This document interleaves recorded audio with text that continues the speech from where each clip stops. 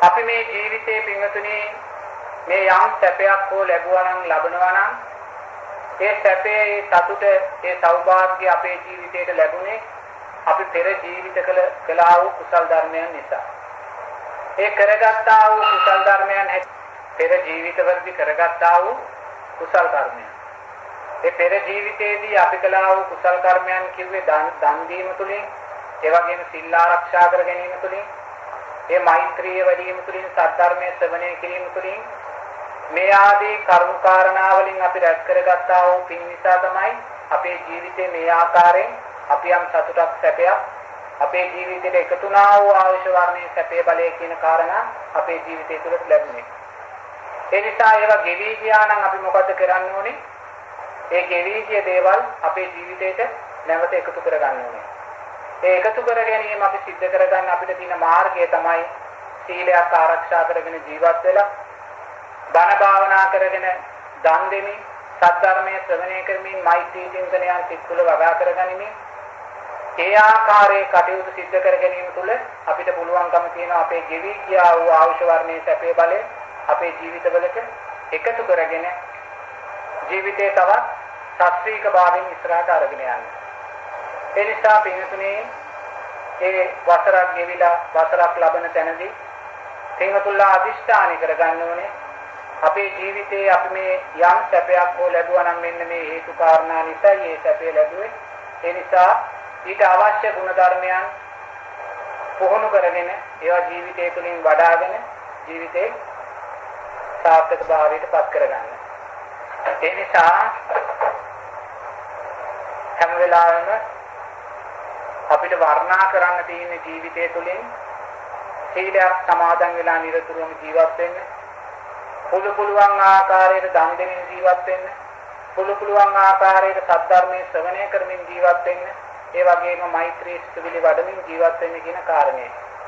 මොකද දන් දීම නිසා ලැබෙනා වූ ආනිසංස වෙනයි. සිල් ආරක්ෂා කර ගැනීම නිසා ලැබෙනා වූ ආනිසංස ධර්මයන් වෙනයි. සද්ධර්මයේ ශ්‍රවණය කිරීම නිසා ලැබෙනා වූ ආනිසංස ධර්මයන් එකිනෙකට වෙනයි. එතකොට දන් දීම නිසා අපිට ලැබෙන ආනිසංස ධර්මයන් පහක් බුදුරජාණන් වහන්සේ දේශනා කළා. ඒ ආනිසංස ධර්මයන් පහ තමයි ආයුෂය, වර්ණය, සැපය, බලය, පටිභාණය. පටිභාණය කියන්නේ අවබෝධ කර ගැනීමේ ශක්තිය. එතකොට දන් දීම නිසා අන්නේ කාරණා පහ තමයි ලැබෙන්නේ. ආයුෂ, වර්ණය, සැපය, බලය, පටිභාණය කියන කාරණා පහ. එතකොට සිල් ආරක්ෂා කර ගැනීම නිසා ලැබෙනා වූ ආනිසංස ධර්මයන් වෙනයි. සිල් ආරක්ෂා කර ගැනීම නිසා ලැබෙන ආනිසංස ධර්මයන් තමයි අප්‍රමාදී භාවයේ සිල් ආරක්ෂා කර ගැනීම නිසා ඇති වෙනවා. සතර අපායන් වල කල්ප ගණන් ප්‍රමාද භාවයටපත් වෙන්නේ අප්‍රමාදී භාවය කියන්නේ ඒකයි. සත්වයා සතර අපායන් වලට වැටුණොත් කල්ප ගණන් ප්‍රමාද වෙනවා. ලෞතර බුදුරජාණන් වහන්සේ කෙනෙක් බුද්ධත්වයටපත් වුණත් වැඩක් නැහැ සතර අපායකට වැටුණා. බුද්ධෝත්පාද කාලයක් තිබ්බ කියලා වැඩක් නැහැ සතර අපායකට වැටුණා. ඒ වේ කල්ප ගණන් මේගොල්ලෝ ප්‍රමාද වෙනවා ධර්මයක් දකින්න අවබෝධ කරගන්න පුළුවන් කමක් නැහැ. දැන් තිරිසන් සතෙකුට, ප්‍රේතයෙකුට, එහෙම නැත්නම් අසුරයෙකුට ලෞතර බුදුරජාණන් වහන්සේ නමක් හිටියයි කියලා වැඩක් නැහැ. මේ සද්ධර්මයේ තිබුණායි කියලා වැඩක් නැහැ. මොකද ඒගොල්ලෝ සතර අපාය තුල ඉන්නේ. ඒ නිසා සීලය රැකීම නිසා ලැබෙනා වූ ප්‍රධානම ආනිසංසය තමයි අප්‍රමාදී භාවය. ඒ අප්‍රමාදී භාවය කියලා කිව්වේ අන්න අර සතර අපායන් වල ප්‍රමාද භාවයට යටපත් වෙන්නේ නැහැ. ඊළඟ කාරණය තමයි සිල් ආරක්ෂා කරන කෙනා නිරේතුරුවම සමාජයේ ඉදිරියේ කැපී පෙනෙන කෙනෙක් බවට පත් වෙනවා. එයා අනුන්ට බය ජීවත් වෙන කෙනෙක් නෙමෙයි. හැමෝම එයාව විශ්වාස භාවයට පත් කරනවා. ඒ සීලේ මේ ලෝකයේදීම ලැබෙනා වූ ආනිසංස ධර්මය. ඒ වගේම ලෞතර බුදුරජාණන් වහන්සේ ඊළඟට දේශනා කරනවා සිල් රකින්න කෙනා සිහි මුලා නොවි මරණයටපත් වෙනවා. එයා බියටපත් වෙන්නේ නැහැ මැරෙන වෙලාවේ. එයා කෑ ගහන්නේ, දොඩවන්නේ, නන් දොඩවන්නේ, එක එක රූප පේනවා කියන්නේ ඒව මොකුත් කරන්නේ නැහැ. මොකද තමන් සමාදන් වූ සීලය නිසා ඒ තුලින් ගොඩනගාගත්තා වූ ශක්තිය අප්‍රමාදී භාවය නිසා එයා ඒ සීලය මෙනෙහි කරමින් මේ යනවා කියලා ලෞතර බුදුරජාණන් වහන්සේ දේශනා බියටපත් වෙන්නේ, කම්පාවටපත් වෙන්නේ. ඊළඟ කාරණේ තමයි සීලය ආරක්ෂා කර ගැනීම නිසා එයා සුගතිගාමී ජීවිතයක උප්පත්තිය ලබනවා. එයා දුගතියකට කවදාකවත් වැටෙන්නේ නැහැ. එතකොට දැන් දානීය නිසා ලැබෙනා වූ ආනිසංස වෙනයි, සීලේ නිසා ලැබෙනා වූ ආනිසංසය වෙනයි. එතකොට සද්ධර්ම ශ්‍රවණය කිරීම නිසා ලැබෙනා වූ ආනිසංසය වෙනයි. සද්ධර්ම ශ්‍රවණය කිරීම නිසා ලැබෙන ආනිසංසය තමයි එයා තුල ප්‍රඥාව වැඩි වෙනවා. ප්‍රඥාව වර්ධනය වෙනවා. ප්‍රඥාව වර්ධනය වෙනවා කියන්නේ මෝහය දුරු වෙනවා. මෝහෙන් අඩු වෙනවා. එතකොට මෝහය තුරල් වෙලා මෝහය කියලා කියන්නේ අවිද්‍යාව. අවිද්‍යාව කියන්නේ මේ ලෝකයේ සැප හැටියට ගන්නවා යා. දුක හැටියට නෙමෙයි. මේ ලෝකේ නිත්‍යයි, මේ ලෝකේ සැපයි. ඒ ආකාරයෙන් යා ගන්නේ මෝහය නිසා. එතකොට සද්ධර්ම ශ්‍රවණය නිසා අන්නේ මෝහය ජීවිතය තුළින් නැතු වෙනවා. එතකොට මේ සද්ධර්ම ශ්‍රවණය තුළින් ලැබෙනා වූ ආනිසංසෙ වෙනයි. එතකොට මෛත්‍රිය වැඩි වීම තුළින් ලැබෙනා වූ ආනිසංසෙ ඊටත් වෙනවා. බුදුරජාණන් වහන්සේ මෛත්‍රිය නිසා වැඩෙන ආනිසංස 11ක් දේශනා කරනවා. සුවසේ ඇහැරෙනවා, සුවසේ නිදා ගන්නවා, සුවසේ පිබිදෙනවා. එතකොට හීන පේන්නේ නැහැ. මූණ ප්‍රසන්න භාවයටපත් වෙනවා. අනිත්‍ය ප්‍රිය වෙනවා. දෙවියන් කැමති වෙනවා, මිනිස්සුන් කැමති වෙනවා, අමනුෂ්‍යයන් කැමති වෙනවා. ඒ වගේම සීමුලා නොවි මැරෙනවා. ඒ වගේම බ්‍රහ්ම ජීවිතයක් ලැබලා උප්පත්තිය ලබනවා. එතකොට මේ වඩන්න කියනා වූ ධර්මයන් හතර වැඩි වීම නිසා ලැබෙනා වූ ආනිසංස එකිනෙකට වෙනවා. එතකොට කෙනෙක් දන් දෙනවා. දන් දීලා යා සීලයක් ආරක්ෂා කරන්නේ නැහැ. සීලය ගැන යා හිතන්නේ නැහැ. නමුත් දානය දෙනවා. එතකොට දන් දීම නිසා සීලය ආරක්ෂා නොකිරීම නිසා එයා මැරෙන වෙලාවෙ මොකද වෙන්නේ? සීලය ආරක්ෂා කළේ නැහැ. එතකොට එයා මැරෙන වෙලාවෙ මොකද වෙන්නේ? සීල මුලාවටපත් වෙනවා. සීලය ආරක්ෂා නොකිරීම නිසා සීල මුලාවටපත් වෙනවා මැරෙන වෙලාවෙ. මොකද ආරක්ෂා කරගත්තා වූ සීලයක් නැහැ. නමුත් ආරක්ෂා කරගත්තා වූ සීලයක් තිබ්බේ නැහැ. නමුත් දන් දීලා තිබුණා යා. නමුත් සීලයක් ආරක්ෂා කරගත්තේ නැති නිසා අර බියටපත් වෙලා ගැටෙන ස්වභාවයෙන් යා මරණයටපත් වෙන්නේ. මොකෝ යා සීලයක් ආරක්ෂා කරන්නේ නැහැ කියන්නේ යා සතුන්ට හිංසා කළා, සතු මෙරුවා, මත්පැන් බිව්වා, කාමයේ වරදවා ඇතුණා. ඒකල ඒව කළා කියන එකනේ සීලය ආරක්ෂා කරන්නේ නැහැ කියන්නේ. ඒකෝට ඒව කරපු කෙනාට කවදාක්වත් දැනසිල්ල ඇද්දක පියා ගන්න බෑ. එයා බයටපත් වෙනවා. ඒකෝට මේ බයටපත් වෙලා යා මැරෙනකොට ගිහිල්ලා උප්පත්තිය ලබන්නේ එක්ක තිරිසන් ලෝකේ. එක්ක අසුරෙක් වෙලා, එක්ක ප්‍රේතෙක් වෙලා, එක්ක යක්ෂයෙක් බවට පත් වෙලා. එතකොට දැන් එහෙම ගිහිල්ලා යා තිරිසන් ලෝකේ උප්පත්තිය ලැබුවා කියමුකෝ. එයා තිරිසන් ලෝකේ උප්පත්තිය ලැබුවා. එයි තිරිසන් ලෝකේ උප්පත්තිය ලැබුවා. සීලය ආරක්ෂා කරගන්න සීලයක් රැකේ නැති නිසා අප්‍රමාදී වුණා. ඒතර තිරිසන් ලෝකෙට වැටුණා. එතකොට තිරිසන් ලෝකෙට වැටුණා දානය දුන්න නිසා එයා තිරිසන් ලෝකෙ මොකද වෙන්නේ? ශාස්ත්‍රීය තැනක ඉපදෙන්නේ. තේරෙනවද? එතකොට බල්ලෙක් වෙලා ඉපදුණා එයා ඉහළ ගෙදරක සැප විඳින බල්ලෙක් වෙලා ඉපදෙන්නේ. තේරෙනවද? මොකද තිරිසන් ලෝකෙට වැටුණා සීලයක් ආරක්ෂා කළේ නැහැ. නමුත් දන් දුන්න නිසා අර එයාට ලැබීම තියෙන තැනක ආයුෂ වර්ණයේ සැපේ බලයේ තියෙන තැනකට තමයි උප්පත්තිය ලැබෙන්නේ. දැන් ඒ වගේ ප්‍රේතෙක් වෙලා ඉපදෙනවා. අපි කියමු ප්‍රේතෙක් වුණා. නමුත් එයා දන් දුන්න කෙනෙක්.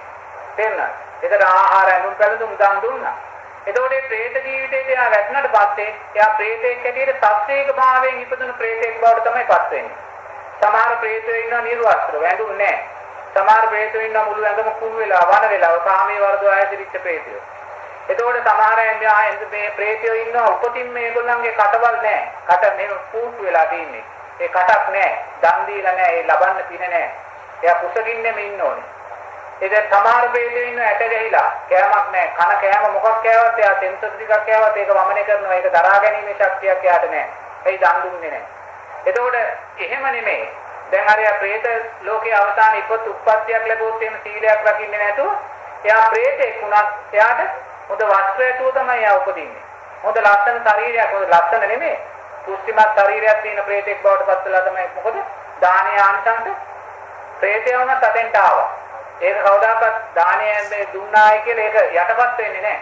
ඒතකොට දානේ ආනිසංස අතෙන්ට එනවා. එයා ප්‍රේත ජාත්මයට වැටුණත් එතන ආයුෂ වර්ණයේ සැපේ බලේ දානේ නිසා ලැබෙනවා. ඒ නිසා එයාට ඇඳුම් පැළඳුම් තියෙන ප්‍රේතෙක් බවට පත් වෙන්නේ. කුසගින්න නැති ප්‍රේතෙක් බවට පත් වෙන්නේ. එයාට නිතර ආහාර ලැබෙනවා. නමුත් අර ප්‍රේත ගතිය නිසා එයා අල්ලාගත්ත තැන උපාදානය කරගෙන ජීවත් වෙනවා. තිරිසන් සතාත් එහෙමයි. ඒ තිරිසන් සතා සීලය ආරක්ෂා කරන්නේ නැතුව අර මිනිස්සෙක් ඉතින් මේ ලෝකේ ඉන්න ඕනම තිරිසන් සතෙක් කියන්නේ පෙර මිනිස්සෙක්. දැන් ওই පාරේ ඉන්න බල්ලෙක් ගත්තත්, හරකෙක් ගත්තත්, ඌරෙක් ගත්තත්, අලියෙක් ගත්තත් ඔය හැම සතෙක්ම පෙර ජීවිතයක පෙර භවයන්දී මිනිස්සුયો. ඒ මිනිස්සුયો වෙලා ඒගොල්ලෝ සීලයක් ආරක්ෂා කළේ නැහැ. සීලය දැකුවේ නැහැ. සිල්පද ගැන හිතුවේ නැහැ. සත්තු මැරුවා, කාමයේ වර්ධව හැසිරුවා, මත්පැන් බිව්වා, බොරු කිව්වා, හොරකම් කළා, මේ සියල්ලම සිද්ධ කළා. එහෙම නැත්නම් එකක් දෙකක් හරි සිද්ධ කළා.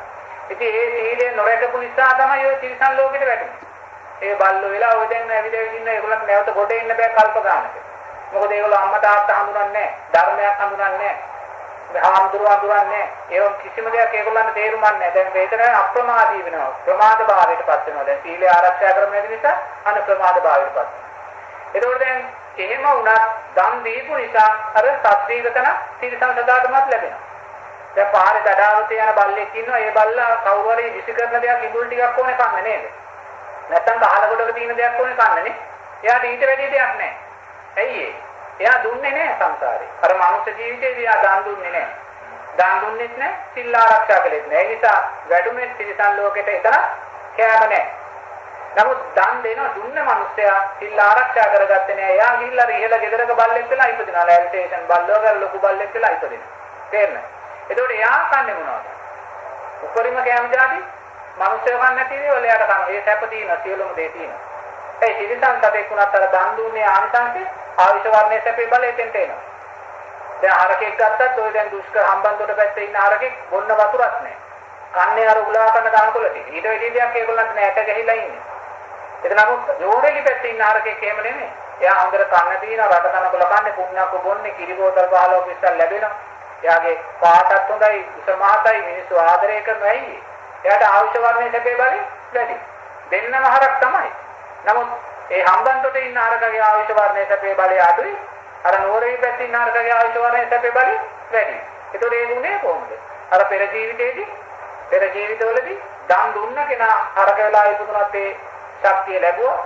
දන් නොදුන්න කෙනා හරක වෙලා ඉපදුනත් එයා පල්ලෙහා දේ තමයි ලැබුවේ.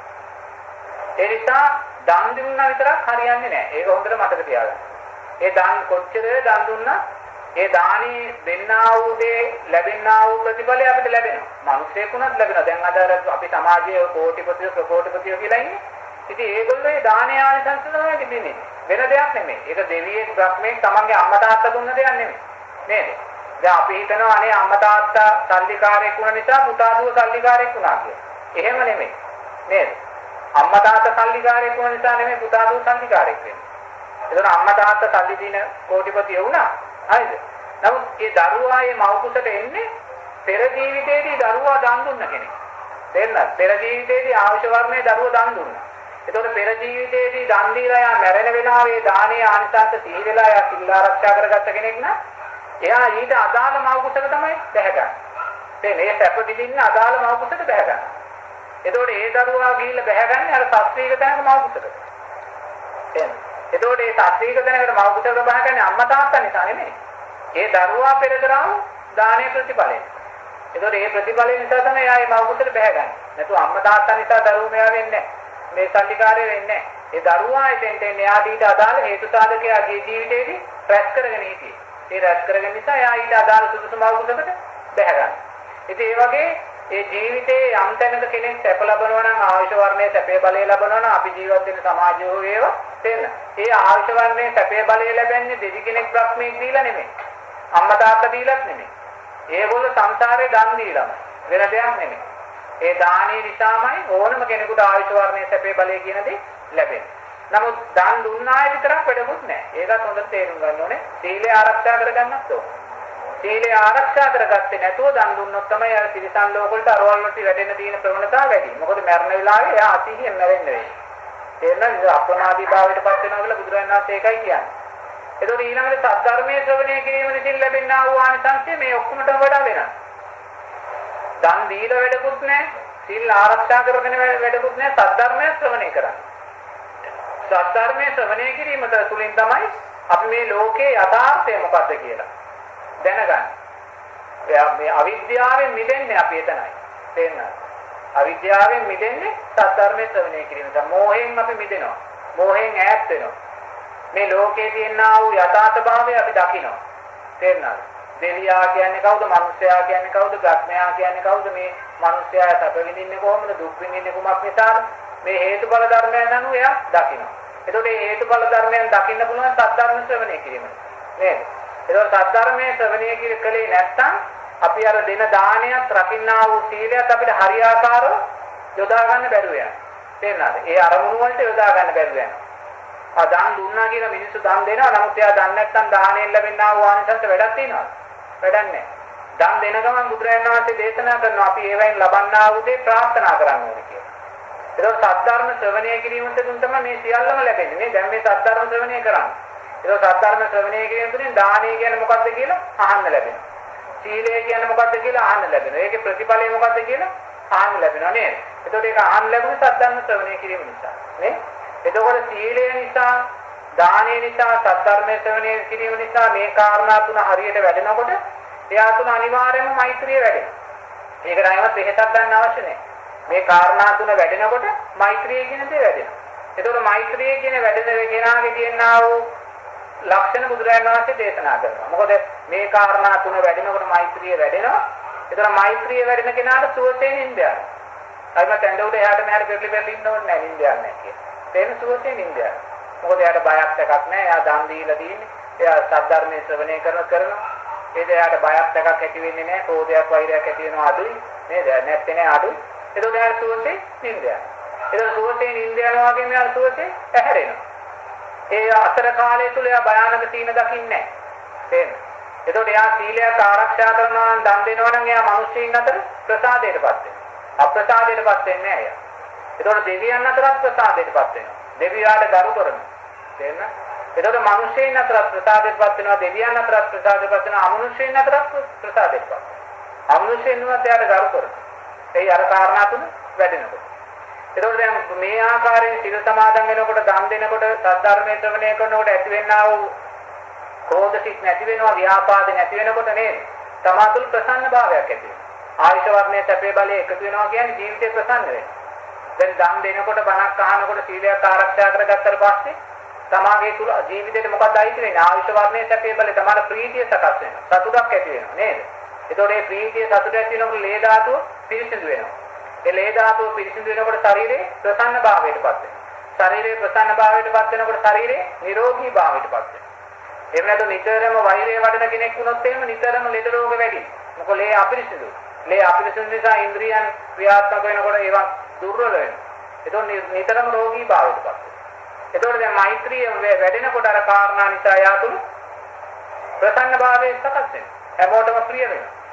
එතකොට ඒක නිසා මෙයා සිහි මුලාවටපත් වෙන්නේ නැහැ. බියටපත් වෙන්නේ නැහැ. මොකෝ රැකගත්ත දෙයක් තියෙනවා යා. වැඩිව දෙයක් තියෙනවා. එයාට බය නැහැ. එයා අත් දෙක පිරෙන්න මෙයාම ක්‍රැෂ් කරගෙනයි තියෙන්නේ. යහතයට අවශ්‍ය දේ අරගෙන තියෙනවා. එතකොට මැරෙන වෙලාවේ යා සුගතිගාමී ජීවිතයක් ලබනවා. බ්‍රහ්මතලයක බ්‍රහ්ම ජීවිතයක් ලබනවා.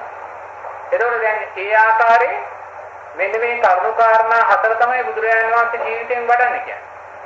එහෙනම් එතකොට මේ ජීවිතයෙන් වඩන ගමන්ම තමන් දැනගන්න ඕනේ මේවේ ආනිසංස ධර්මය මොනවද කියලා. ඒවා ආනිසංස ධර්මයන් දැනගන්නවා වගේම මේ එකක් කෙරෙහි එල්ලිලා ඉන්න බෑ. තේරෙනවද? සමහරු දානය කෙරෙහිම එල්ලිලා ඉන්නවා. එතන වැඩක් නැහැ. තේරෙනවද? සීලයත් අත්‍යවශ්‍යයි. ඒතකොට මේ දානයයි සීලය අර්ථවත් කරගන්න පුළුවන්. ඒ ගමන ඉස්සරහට යන්න පුළුවන් සද්ධර්ම ශ්‍රවණය කිරීම තුළ. එතකොට මේ සියල්ල කරනකොට මෛත්‍රිය තමාතුල ඇති වෙනවා. එතකොට මේ සියල්ල ඇති වුණාට පස්සේ බුදුරජාණන් වහන්සේ ඊළඟට දේශනා කරනවා ඔබ දේවතානුස්සතිය ඇති කරගන්න. තේරුණාද? දේවතානුස්සතිය. තෙරුවන් කෙරේ ශ්‍රද්ධාව අනිවාර්යයෙන්ම තියෙනවා. ඒ ශ්‍රද්ධාව නිසා සීලානුස්සතිය ඇති වෙනවා. සීලානුස්සතිය දානානුස්සතිය ඇති කරගන්නවා. දානානුස්සතියෙන් පස්සේ බුදුරජාණන් වහන්සේ කියන දේවතානුස්සතිය ඇති කරගන්න කියලා.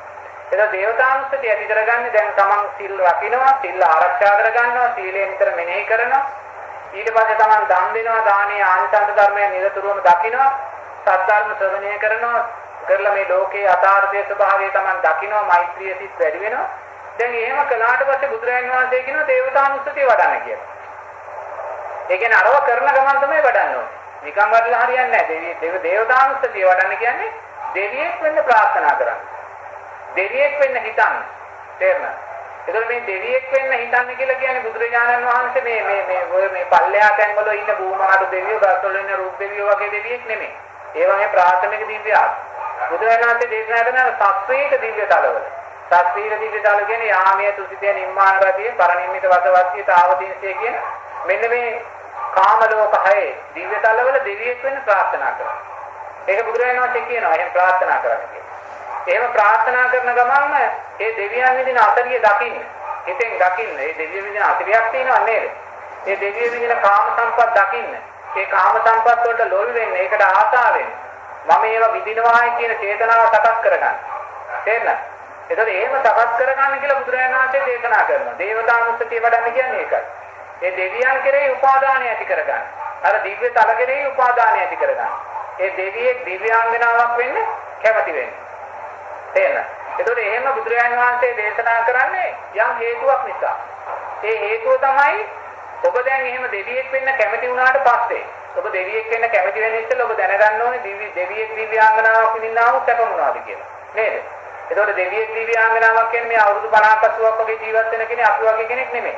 එයා සමාජයට කල්ප ගානක් ඒ දිව්‍ය සැප දිගයි, විශාලයි.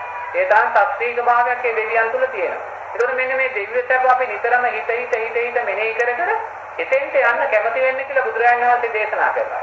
තේරෙනවද? දැන් ඒතකොට දිව්‍ය සැප මෙනෙහි කර එතෙන්ට යන්න කැමති වෙන කෙනා කැමති වෙන්න හදන කෙනා කැමති වෙන චේතනාව සකස් කරගත්ත කෙනා මොකද්ද කරන්නේ? මොකද්ද කරන්නේ? දැන් දිව්‍ය තලවලට යන්න දෙවියන් කෙරෙහි ආසාව ඇති කරගන්න. අනේ මමත් දෙවියෙක් වෙනවා, මේ ශාස්ත්‍රීය දෙවියෙක් වෙනවා. මේ ප්‍රභාෂණ භාවය ඇති කරගන්නවා. ඒතකොට දැන් එහෙම කැමති කෙනා ඒකත් මොකද්ද කරන්නේ? දැන් එතෙන්ට යන උපාදානය ඇති කරගන්න කෙනා මොකද කරන්නේ? සලාම දාන්නේ.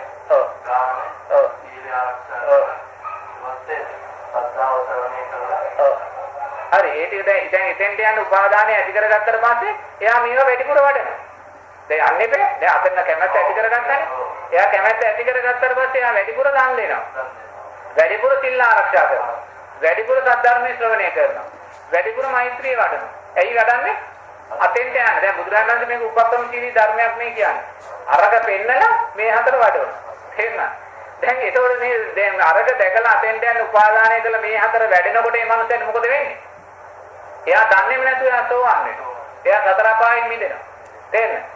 එතකොට එයා සතර අපායෙන් මිදෙනකොට එයා මාර්ගඵලලාභී දෙවියෙක් වෙලා තමයි උප්පත්තිය ලබන්නේ. දිව්‍ය තලයක දිව්‍යාංගනාවක් දෙවියෙක්යි මාර්ගඵලලාභී දිව්‍යාංගනාවක් වෙලා තමයි උප්පත්තිය ලබන්නේ. එතන මේ බුදුරජාණන් වහන්සේ උපක්‍රමයක් බොහොම උපක්‍රමික ධර්මයක් දේශනා කරලා මේ හතර පෙන්නලා අර දිව්‍ය ලෝකයේ පෙන්නලා මේ හතර වඩන්න කියනවා. තේරෙනවද? නමුත් මේක වඩාගෙන යනකොට යාට මේ අනිත්‍යභාවය පේන දන් දෙන්න තමන්ට අනිත්‍ය සිදුරු වැඩි වෙනවා. සීලය ආරක්ෂා කරගන්න තව ධර්මයේ වැඩෙනවා. සද්ධර්ම ශ්‍රවණය කිරීමේ මොහේ දුරු වෙනවා. එතකොටින් මෙයා පංච උපාදානස්කන්ධයේ අනිත්‍යභාවය කියන එක දකිනවා. මේ හැම දෙයක්ම අනිත්‍යයි කියන එක යාට තේරෙනවා. එතකොට එයා කරේ මේ දෙවියෙක් වෙන්න හිතුවේ. දෙවියෙක් වෙන්නේ මේවා කරන්න කියලා අවසානයේදී සෝවාන් භාවයට පත් වෙච්ච දෙවියෙක් බවට සතර අපායන් මිදෙන දෙවියෙක් බවට තමයි පත් වෙන්නේ. ඒක දැන් දේවතානුස්සතිය වඩනවා කියන එකේදී අපි හැම වෙලාවෙම අරමුණු කරගන්න ඕන අර ඉහළ දිව්‍ය තල. එහෙම නැත්නම් මේ ප්‍රාථමික ඒවා නෙමෙයි. මොකද දැන් උගා උපාසකම්මලා ආරම්භ කරලා දැන් ඔය පන්සල් යනවා දවස් ගානේ බෝධි පූජා දිනවා දවස් මාසයක් පතා සිල් ගන්න. නමුත් මේ සිල් අරගත්තට මේ සියල්ල කළාට ඒගොල්ලෝ අර ඉහළ දිව්‍ය තල අරමුණු කරගන්නේ නැහැ. තේරෙනවද? ඔය මේ ප්‍රාථමික ඔය දැන් උගා තැන් වල සමහරවල්ලාට ෆොටෝ ගත්තාම ඔය ගෙවල් වල පින්කමක් තියෙන වෙලාවේ පන්සල් වල පින්කමක් තියෙනවා ඔය ෆොටෝ වල තියෙනවා කියන ආලෝක තියෙනවා දෙවියෝ ඉන්නවා පේනවා කියනවා නේද? ආලෝක තියෙනවා ඒ ෆොටෝ තියෙනවා කියනවානේ. ඒක දැන් මේ එහෙම දෙවිවරුත් ඉන්නවා. ඒ දෙවිවරු තමයි මේ මනුස්ස ලෝකේ මේ මිනිස්සුන් ආශ්‍රේ ජීවත් වෙන අල්පේශාංක දෙවිවරු ඒගොල්ලෝ. තේරෙනවද? දිව්‍යාංගනාව දෙවිවරු. ඒක දැන් ඔය පන්සල් වලට යන උපාසකම්මලා ඉන්නවනේ ඔය සිල් ගන්න හැමදාම පන්සල් යන පිරිස ඉන්නවනේ. ඒ ගියාම ඒගොල්ලෝ පන්සල තමයි උපාදානය කරගන්නේ. ආමුදුර උපාදානය කරගන්නේ. පන්සලේ පින්කම් උපාදානය කරගන්න. අර ඉහළ තලයේ හිතන්නේ නැහැ. ඒතකොට එහෙම උපාදානය කරගත්තට පස්සේ ඒගොල්ලෝ මැරෙන මොහොතේ ඒගොල්ලන්ට මතක් වෙන්නේ පන්සල. එහෙම නැත්නම් තමන් හදපු පන්සලේ හදපු මාළුවාරි මොකක් හරි දෙයක් මතක් වෙනවා. දුන්න පන්සලේ ආමුදුර මතක් වෙනවා. ඒතකොට එහෙම මතක් වෙනකොට මොකද වෙන්නේ? ඒ පන්සලේම අර ප්‍රාථමික දෙවියෙක් වෙලා උපදිනවා. තේරෙනවද? ඒක දේවත්වයක්. නමුත් ඒ දේවත්වය අල්පේශාක්‍යයි. මහේශාක්‍ය නෑ. තේරෙනවද? ඒතකොට මේ දැන් ඒ උපාසකම්මලට මොකද ඉහාට ඒගොල්ලෝ හිතන්න පුරුදුනේ නෑ. දක්ෂත් නෑ. අර ඉහළ දිව්‍යතල උපාදානය ඇති කරගත්ත දක්ෂ නමුත් ඉහළ දිව්‍යතල කෙරේ උපාදානයක් ඇති කරගත්තා නම් එතෙන්ට යන්න පුළුවන් ඒගොල්ලන්ට. නමුත් ඒගොල්ලෝ දක්ෂ වුණේ නෑ. ඒගොල්ලෝ මරණ වෙලාවේ මතක් කරගත්ත හදපු පහන් පැල. එහෙම නැත්නම් මොකක් හරි කරපු දේ පන්සලේ. ඉතින් එහෙම කළාම අර පන්සලේම ගිහිල්ලා අර පන්සලේ නුග ගහේ හරි බෝ ගහේ හරි ඔය තියෙන කිරි ගහක ඔය තියෙන බෙලි ගහක එහෙම නැත්නම් රුක්කත්තන ගහක අර දෙවියෙක් වෙලා ගහේ උප්පත්තිය ලබනවා. ආලෝකයක් ඇටියට ඒගොල්ලන්ට සමාල්ලාට ඉන්න පුළුවන්. ඒක සමාධියෙන් ගණ කරලා දකින්න පුළුවන් රූප ඇටියටත් තියෙනවා. ඉතින් දැන් මේගොල්ලෝ මේ ගහට වෙලා බලාගෙන මොකද කරන්නේ? දැන් අර මෙච්චර කාලයක් මිනිස්සු වගේ අර පන්සල දැක දැක සතුටුනා වගේ හවුසට ගිහලා සතුටුනා වගේ දැන් අර උඩට වෙලා අර මිනිස්සු කරන පින්කම් දැකලා සතුටු වෙවි ඉන්නවා. තේරෙන්නේ? ඒතකොට දැන් අපි කියමු පන්සලේ දැන් මේ පන්සලේ ඕගොල්ලෝ පන්සල් යන කට්ටිය නා ඔක්කොම වෙනවා දැන් මේ ගෙදර පිරිසක් තියෙනවා. ඒක මේකේ පිරිසක් තියෙනකොට දැන් උපාසකම්ල එනවනේ පිරිස ගන්න නේද? ඒක දැන් ඔය ඒ වගේ අර මැරිලා අර දේවාත්ම වල ඉන්න අර පොඩි ආලෝකමත් දෙවියෝ එදාට මෙතෙන්ට එනවා. ඒ හාමුදුරුවොත් එක්කම ඔය එනවා බෙර ගහගෙන එනකොට එනවා. අර මනුස්ස ජීවිතේ හිටියා වගේම තමයි. ඒක වෙන දෙයක් නෙමෙයි කරන්නේ. නමුත් දැන් ආත්මේ වෙනස් දෙවියෝ. නමුත් මේ මෙතෙන්ට එනවා. ඉතින් ඇවිල්ලා ඉතින් පිළිත් කියන මණ්ඩපේ කොහේ හරි එක්ක ඉන්න එක්ක එළිය ගහකටලා අහන් ඉන්නවා. ඒ සතුටු වෙවි ඉන්නවා. මේ කඩින පින්කමක් තියෙනවා නම් මෙතන කඩින තීවරය ඔක්කොම තියලා තියෙනවා. දැන් මෙතෙන්ට ලයින් උඩට වෙලා බලාගෙන ඉන්නවා. ආන්දරේ අර ගිහි කාලේ මිනිස්සෙක් වගේ කරපු දේම තමයි අතෙන්ටත් කරන්නේ. ඒක ප්‍රාථමික දිව්‍ය ආත්ම. ඒක දැන් මෙතන ඉන්නකොට දැන් ෆොටෝ එකක් ගත්තට පස්සේ සමාජතර ආලෝකයක් අපිට වැටෙනවා අර ෆොටෝ එකේ. තේන්න. ඒතකොට මේ ආලෝක කියන්නේ මේ ප්‍රාථමික දේවල්. ඒවා ගැන හිතන්නත් එපා කියලා බුදුරජාණන් වහන්සේ දේශනා. ඒවා හරි ප්‍රාථමිකයි. තේන්න. ඒ ප්‍රාථමිකයි කියන්නේ දැන් එහෙම ඉන්න දේවල් දැන් අපි කියමුකෝ ඒක දෙවි කෙනෙක් පන්සලේ පහන් කණුව හැදුවා. පහන් වැඩක් හදපු කෙනෙක්. ඒ හදපු කෙනා තමයි අරක උපාදාන වෙලා දැන් දෙවියෙක් කියලා ඔය ගහේ ඉන්නේ කියලා කියමුකෝ. ඒක දැන් පන්සලේ ආම්දුරෝ කියන්නේ මේ පහන්තල මෙතන තියන්න හොඳ නැහැ මේක අයින් කරන්න ඕනේ. කියලා සල්ලිකාරයෙක්ට වෙන ලොකු පහන්තලක් මෙතන හදවනවා. ඒකෝට අර දෙවිය ගැටෙනවා අතනින්ද.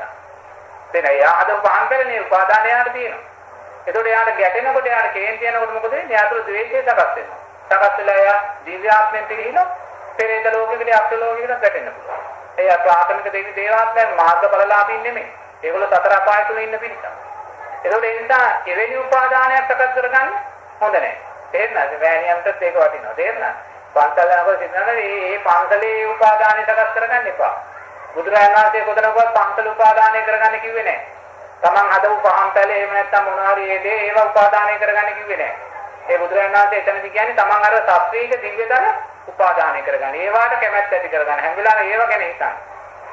ඔය මහේශාක්‍ය දෙවිවරු ඉන්න දිව්‍යතලේ ඉන්නවා. අන්න ඒවට යන්න කැමති වෙන්නේ කියලා බුදුරජාණන් වහන්සේ කියන්නේ. අර ප්‍රාථමික තැනට යන්න එපා. ඒ ප්‍රාථමික තැනට ගියොත් එතන ඒක බොහොම දුකක් නෙවෙයි తాවකාලිකව සැපක් තමයි. නමුත් කොයි වෙලාවෙරි අපේ තුල ද්වේෂය සකස් වුණාට පස්සේ අපි එතනින් පිරිහිලා බිමට වැටෙනවා. ඒ වැටෙනාට පස්සේ ආනන් කොට එන්න බෑ. සතර පායකින් වැටෙන්නේ. තේරෙන්නේ?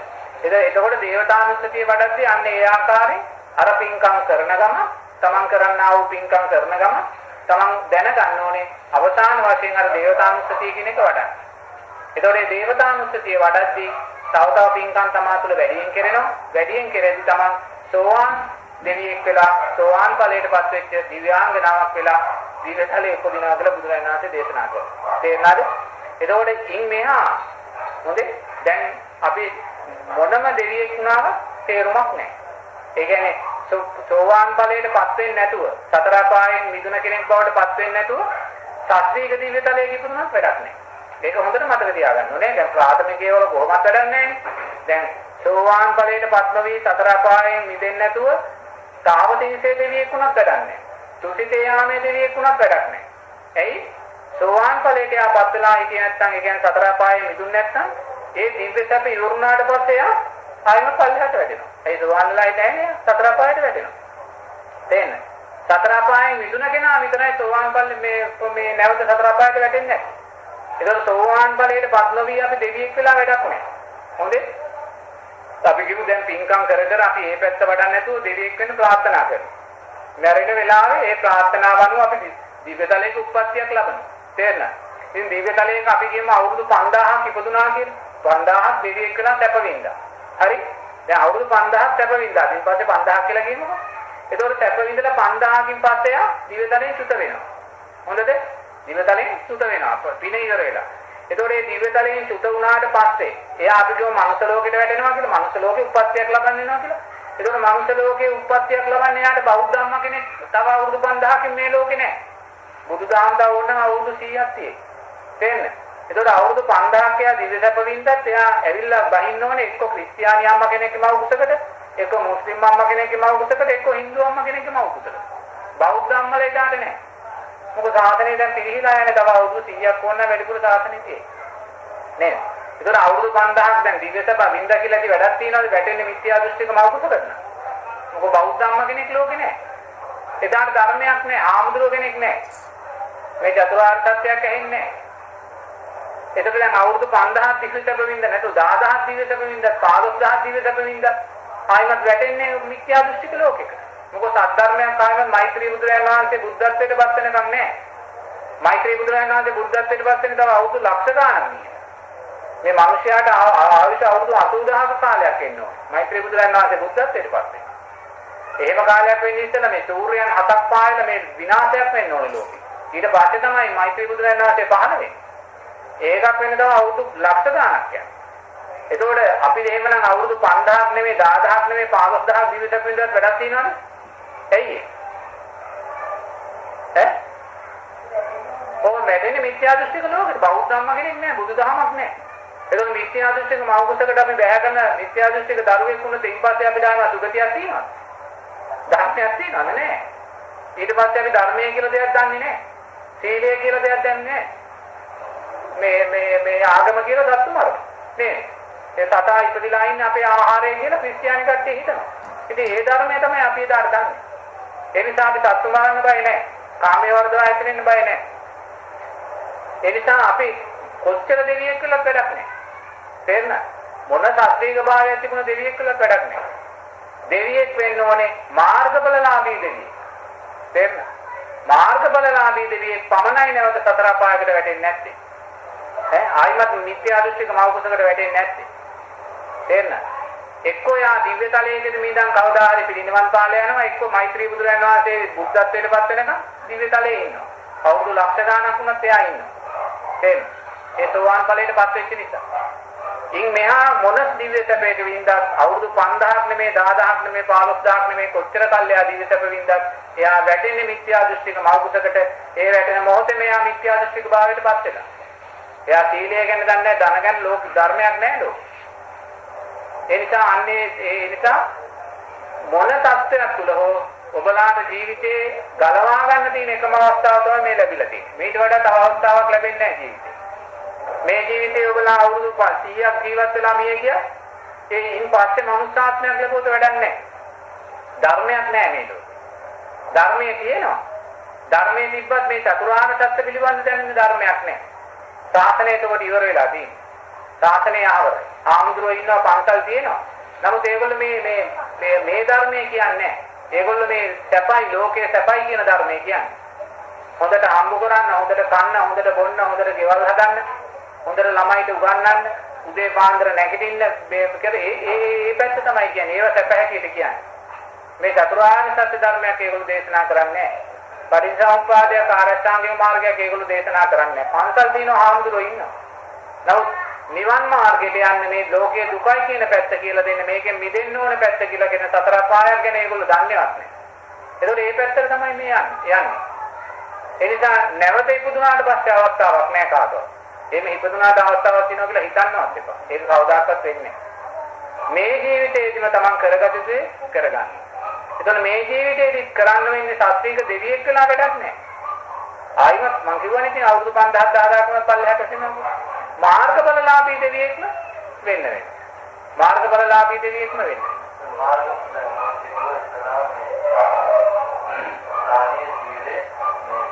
සද්ධර්ම ශ්‍රවණය. තෙරුවන් කෙරෙහි ශ්‍රද්ධාව.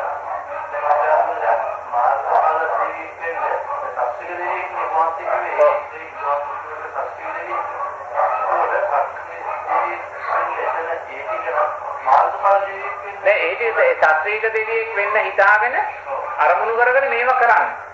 මේක වැඩි වැඩියෙන් කරන්නේ. ඔව්. මේව වැඩි වැඩියෙන් කරනකොට ඔබ ඉබේම සෝවාන් ඵලයට පත් වෙනවා කියලා බුදුරජාණන් වහන්සේ දේශනා කරා. තේරෙන්නේ? ඒක සෝවාන් ඵලයට පත් වෙන්න නම් දානයක් තියෙන්න ඕනේ, සීලයක් තියෙන්න ඕනේ. සෝවාන් ඵලයට පත් වෙච්ච කෙනා තුළ කාරණා තුනක් තියෙනවා. එක තමයි තෙරුවන් කෙරෙහි අචල ශ්‍රද්ධාව. එයා තෙරුවන් මොනම ආකාරයකින්වත් සැක කරන්නේ නැහැ. තෙරුවන් කෙරෙහිමයි එයා තුළ විශ්වාසය, ධර්ම මාර්ගය කෙරෙහිමයි විශ්වාසය. දෙවනි කාර්යය සීලෙන් එයා පරිපූර්ණ වෙනවා. සීලෙන් පරිපූර්ණ වෙනවා. තේරුණාද? ආරිකාන්ත සීලය එයා තුළ ඇති කරගන්න. ආරිකාන්ත සීලය කියන්නේ එයා සිල්පදයක් කඩ කරන්නේ නැහැ. සිල්පද කැඩෙනවා. කැඩුන මොහොතේ මෙයා නිවැරදි කරගන්න. තේරුණාද? වැරද්ද බොරුවක් කිව්වොත් එයා දැනට එයාට තේරෙනවා මේක බොරුවක් කියලා. එයා ගිහිල්ලා කියනවා මහත්මයා මම බොරුවක් කියුනේ මට තමා වෙන්නේ කියලා. මොකද එයා ඒ තමන්ගේ ආත්මවරුත්වයට වඩා තමන්ගේ සීලේ පරිපූර්ණභාවයට එයා ගරු කරනවා. තේරුණාද? තමන්ගේ ආත්මවරුත්වය ගැන හිතන්නේ නැහැ. එතකොට ඒ ආකාරයෙන් යා කටයුතු කරනකොට එයා තුළ පංච උපාදානස්කන්ධයේ අනිත්‍යභාවය සකස් වෙනවා. පංච උපාදානස්කන්ධයේ අනිත්‍යභාවය කියන්නේ මේ හැම දෙයක්ම අනිත්‍යයි කියන දේ යා තුළ වැටහෙනවා. අනිත්‍යයි කියලා වැටුණත් එයා වගකීම් වලින් අයින් වෙන්නේ නැහැ. තේරුණාද? එයා දුආදරෝ පෝෂණය කරනවා, රැකියාව කරනවා, මේ ව්‍යාපාර කරනවා, සියල්ලම කරනවා. එයා කරන්නේ මේවා අනිත්‍යයි කියලා දැනගෙන.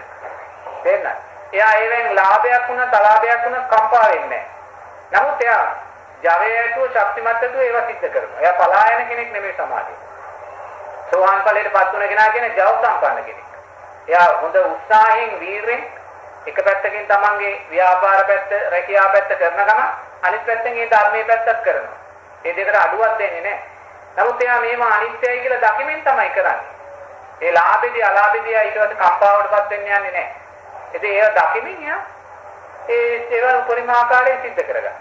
තේරෙනවද? එතකොට ඒකෙන් එක පැත්තකින් පෞල් ජීවිතත් ආරක්ෂා වෙනවා, ඒව ආරක්ෂා වෙනවා, තමන්ගේ වගකීම් යුතුකම් පිටු වෙනවා. අනිත් පැත්තෙන් තමයි ධර්ම මාර්ගයේ ඒ අර්ථාන්විත විදිහට ඉස්සරහට යනවා. ඒතර බුදුරජාණන් වහන්සේ ගිහි පින්වතුන්ලාට දේශනා කරන්නේ ওই කාරණා තුන තමයි. මෙන්න මේ කාරණා තුන ජීවිතයෙන් වඩා පෙරවන් කරේ අදල සද්ධාව, සීලය ආරකාන්ත සීලයක් වශයෙන්. එතකොට දාන දීම, ඒ දාන දීම තුළින්ම තමයි මේ සක්කාය දිට්ඨිය. එතනින් ගියා මේ පංච උපාදානස්කන්ධයේ අනිත්‍යභාවය කියන දේ තමයි සකස් කරගන්නේ. දානෙම තමයි ඒකට හේතු වෙන අතහැරීම එතන තියෙන්නේ. තේරෙනවද? නමුත් ඒ අතහරින්න ඕනේ Taman මේ ලෝකෙට පේන්න නෙමෙයි. තේරෙනවද? තමා තුළ මමත්වය වැඩි කරගන්න නෙමෙයි. මම දන් දෙනවා කියන දේ හිතන්න නෙමෙයි. තමා දන් දෙනවා කියන ඕනේ අතහැරීම පුරුදු කරන්න. තේරෙනවද? කවදා හරි Taman නිවන් අවබෝධ කළා කියන්නේ මේ ඇහැ මගේ නෙමෙයි කියලා Tamanට අතහැරෙන්න ඕනේ. තේරෙනවද? මේ ඇහැ නිසා සකස් වෙන්නා වූ ඒ පංච උපාදානස්කන්ධයේ මේ වේදනාව, සංඥාව, සංකාර, විඥාන කියන මේවා මගේ නෙමෙයි කියලා යාට අතහැරෙන්න ඕනේ. මේ නාසය, මේ කන, මේ දිව, මේ මනස, මේකයි මගේ නෙමෙයි කියලා යාට යම් දවසක අවබෝධයෙන් අතහැරෙන්න ඕනේ. අවබෝධය. තේරෙනවද? ඒ අවබෝධයෙන් අතහැරන වෙලාව තමයි යා නිවන් අවබෝධය කියලා කියන්නේ. තේරෙනවද? ඒතකොට එහෙම අවබෝධයෙන් අතහැරෙන්න යන ගමනක් නම් නිවන් අවබෝධය කියන්නේ. තේරෙනවද? ඒතකොට දැන් එතෙන්ට එන්නේ අපි මේ මුලින්ම දාණයෙන් ඕනේ අතහැරින් පුරුදු කරගන්න. තේරෙනවද? එතනින් අපි අතහරින්න ලෑස්ති නැත්නම් අපි කෙසේනම් මේ ඇහැ අතහරින්නද? මගේ නෙමෙයි කියලා. නේද? මේ කන මගේ නෙමෙයි කියලා අතහරින්න, මේකයි මගේ නෙමෙයි කියලා අතහරින්න. එතනින් තමයි අපි ඒක ගන්නවා. ඒ නිසා එතනින් මේ දානය කියන දෙයට මුල් තැන දෙනවා වගේම ඊළඟ සීලය කියන දේ ඒ කාරණා එකට වැඩෙන්න ඕනේ. එකට එකක් වෙනස් නැහැ. එකට වැඩෙන්න ඕනේ. ඒ වැඩෙන ගමන් තමන් අරකේ අනිත්‍යභාවය නිරතුරුවම දකින්න ඕනේ. ඒ දකින්නකොට ඊට පස්සේ තමන්ට ඉබේම තමන් අර ආයතනට යනවා කියලා බුදුරජාණන් වහන්සේ කියනවා. තමන් තුළ ඒ විශ්වාසය තියෙනවා. අනේ මේක බැරි වෙයි, මට බැරි වෙයි, මට මේක ගැඹුරුයි එහෙම කියන. ඒතකොට ඒ සද්ධාව සකස් වෙන්නේ නැහැ නේ. බුදුරජාණන් වහන්සේ කියනවා නම් මේක මෙහෙම වෙනවා කියලා අපි විශ්වාස කරන්න ඕනේ ඒක එහෙම වෙනවා කියලා. එහෙම විශ්වාසයේ නැති තැන කවදාකවත් එතෙන්ට යන්න බෑ. ඒ විශ්වාසය තුලින් අපිට ඒ කටයුත්තට ගියොත් එතන ජීවිතේ අපේ අරමුණු කරා යන්න පුළුවන්. ඉතින් වතරක් ලැබපු වෙලාවක අපි ඉතින් ඇති කරගත යුත්තේ ප්‍රධානම දේ බලාපොරොත්තු වෙච්ච වෙන බලාපොරොත්තුවක් ඉතින් දුක පිණිසමයි හේතු වෙන්නේ. නේද?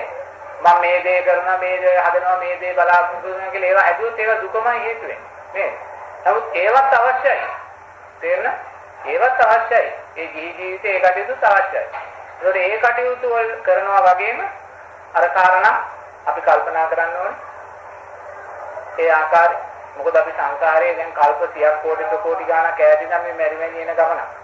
නමුත් අපිට හිතෙන්නේ අපි ගිය ජීවිතේ ඉන්නේ නැති මේ ජීවිතේ ඉන්නවා ඊළඟ ජීවිතේට ආයෙ ඔච්චරයි. ඔය තුන තමයි අපි දන්නේ. ඉතින් එහාට අපි හිතන්නේත් නැහැ, දන්නේත් නැහැ. නේද? ඒකට අපි තාරාසංග කල්ප ලක්ෂ 30ක් කෝටි ගාණක් ඉඳන් මේ මෙරි ආපු ගමනක්. ඉපදෙමින් මෙරිමින් සතර අපායට වැටෙමින් දෙවියෝ බ්‍රහ්මියෝ වෙමින් ඔය ආපු ගමන. ඒක ගමනේ මේ දැන් එක නවාතැනක මෙතන නැවතිලා ඉන්නවා. තේරෙනවද? එතන මේ නවාතනේ තියෙනා වූ මේ හැම දෙයක්ම අපිට තියෙන දුක හෝ වේවා, සැප හෝ වේවා හැම දෙයක්ම මේ අපි ගිය ජීවිතේ රැස් කරගත්ත දේවල්. ඒකේ ප්‍රතිරූපය ප්‍රතිබිම්බය තමයි අපි මේ ලැබුවේ. වෙන කවුරුත් දුන්න දෙයක් නෙමෙයි. නේද? එතකොට එතන අඩුභාවයක් තියෙනවා නම්, වැඩිභාවයක් තියෙනවා නම්, දුක්භාවයක් තියෙනවා නම්, සැපභාවයක් තියෙනවා නම් ඒ සියල්ලම අපිම කරපු දේවල්. වෙන කවුරුත් දුන්න දෙයක් නෙමෙයි. අපේ දුක් අගලා අපි ගිය ජීවිතේ කරගත්තා වූ අඩුපාඩු තමයි අපේ මේ ජීවිතේ අඩුපාඩු වුණා නම් උඩුපාඩුනේ. නේද? ඒක දැන් අපේ ජීවිතේ මේ ජීවිතේ අඩුපාඩු වුණා නම් අපි මොකද කරන්නේ? ඒ අඩුපාඩු සකස් කර ගැනීමට අත්‍යවශ්‍ය දේ සිද්ධ කරගන්න. ඒක අඩුපාඩු වුණා නම් අඩුපාඩු වෙලා තියෙන සීලය, දානය, මෛත්‍රිය, තෙරුවන් කෙරෙහි ශ්‍රද්ධාව. ඔය අඩුපාඩු හතර තමයි තියෙන්නේ. එහෙනම් ඒ අඩුපාඩු හතර සකස් කරගන්න. ඒතකොට ඒ අඩුපාඩු හතර සකස් කරගත්තොත් දැන් මේ ජීවිතේදීත් අපිට වෙනසක් වෙන්න පුළුවන්. ඒ වගේම ඊළඟ ජීවිතේදී අපිට ඒ වෙනස නිවැරදි කරගන්න පුළුවන්. නමුත් ඒ වෙනස නිවැරදි කරගන්න පුළුවන් භවයේ සැපේ උදෙසා. නමුත් සැබෑ සැපේ කියන දේ අපි අන්නර මාර්ගවලලාභී තැනට යන්න වෙනස් කරගන්න. එතෙන්ට යන්න බැරි නම් අවම වශයෙන් භවයේ සැප ලබන දැනටවත් යන්න. ඉතින් මෙහා අර කාරණා වඩමින් අපි ඉස්සරහට යන්නේ. ඒව නොවැඩුවොත් මරණයෙන් පස්සේ එක්කෝ අපි සතර අපායටම තමයි යන්නේ. ඒක හොඳට පැහැදිලි. මරණ වෙලාවේ අපිට උපාදානයේ සකස් වුණේ ගේ පිළිබඳ නම්, දුව දරුවා පිළිබඳ නම්, රැකියාව පිළිබඳ නම් ඉතින් ආයම තහල වැඩක් නෑ. එයා එතනම සත් පෙරේතෙක් වෙලා එහෙම නැත්නම් ඒ වගේ තැනක උප්පත්තියක් තමයි ලබන්නේ. එතකොට මරණ වෙලාවේ ද්වේෂයක් සකස් වුණොත්, වෛරයක් සකස් වුණොත් එයා උප්පත්තිය ලබන්නේ නෙවෙයි. තේරෙනවද? එතකොට අපි එහෙනම් දැන් ජීවත් වෙච්ච අවුරුදු 80 60 වැඩක්ම නැහැ. අපි කලාව පින්කමකින් වැඩකුත් නැහැ. නේද? ආයෙම ගොඩ එනකුත් නැහැ. ඒ නිසා අන්නේ අවධානම අපි තේරුම් ගන්න. නේද? එතකොට මේ ජීවිතයේ මේ තියෙනා වූ කාලපරාසය අපි වෙන් කරන්න ඕනේ, වැය කරන්න ඕනේ අපේ ජීවිතයේ යුතුයකම් වගේම මෙන්න මේ භව ගමනේ අපේ සැපේ උදෙසා. සැපේ උදෙසා කියන අපේ අනතුරුභාවයෙන් ගැලවෙන්න. නේද? ඒ අනතුරුභාවයෙන් ගැලවෙන්න යනකොට අපි හැම වෙලාවෙම හිතන්න ඕනේ නේ මේ ජීවිතේ මේ අම්මා වුණා නේද? නමුත් බුදුරජාණන් වහන්සේ දේශනා කරන ඔබට අම්මලා මේ මහපලයේ පොළොවේ වැඩි ගන්නට සංසාරේ ඉඳලා තියෙනවා. ඒ වගේම තමයි බිනිඳ දරුවෝ, දුව දරුවෝ, සහෝදර සහෝදරි. එතකොට මේ එක ජීවිතයක් ඔබගේ. ඔබගේ ජීවිතයට අදාළ කර්ම ශක්තියින්ට අදාළ පිණිස තමයි මේ එකතු වෙන්නේ. ඒ තමන්ට අදාළ කර්ම ශක්තිය, තමන් දුන්නා වූ දාන සීලේ භාවනා වැඩුවා වූ ප්‍රමාණය මත තමයි මේ සියල්ල මේ එකතුනේ සකස් වෙන්නේ. ඒක දැන් මෙතනින් ඔබලා යන වෙලාවට ආයිමත් ඔබලා මුණ ගැසීමක් නැහැ. තේරෙනවද? ඊට පස්සේ මේ අම්මා තව කොහේ හරි අම්මා කෙනෙක්ගේ දරුවෙක් වෙයි නේද? එතකොට එතන ඒ අම්මගේ දරුවා. ඈ? ඒ වගේ තමයි මේක සකස් වෙන්නේ. ඒ නිසා මේ සියල්ල හිතලා ඒ තමන් මේකෙන් ගැලවිලා යන්න තමන් උත්සාහ ගන්නවා. තමන්ගේ යුතුයකම් වගකීම් මේ පෞල් ජීවිත පැත්තෙන් ඉටු කරන ගමන් ඒව බලා කියා ගන්න ගමන් ඒවට අඩුපාඩු නොවන ආකාරයෙන් ඒවා දෙපැත්තම මේවා කරලා ඒක යුතුයකම් හරියට ඉටු කරන්න. එහෙම නැත්නම් කවදාකවත් සීලයක් ආරක්ෂා වෙන්නේ නැහැ. සීලය එක පැත්තක් තමයි තමන්ගේ දෙමාපියන්ට දරුවන්ට ඒ යුතුයකම් ඉටු වෙනවා. සීල ආරක්ෂා කරන තුනේ ඒව ඔක්කොම ඉටු වෙනවා. තේරෙනවද? ඒතකොට ඒවා කරමින් අර කටයුතු සිද්ධ කරගන්නවා. අමාරු දෙයක් නෙමෙයි.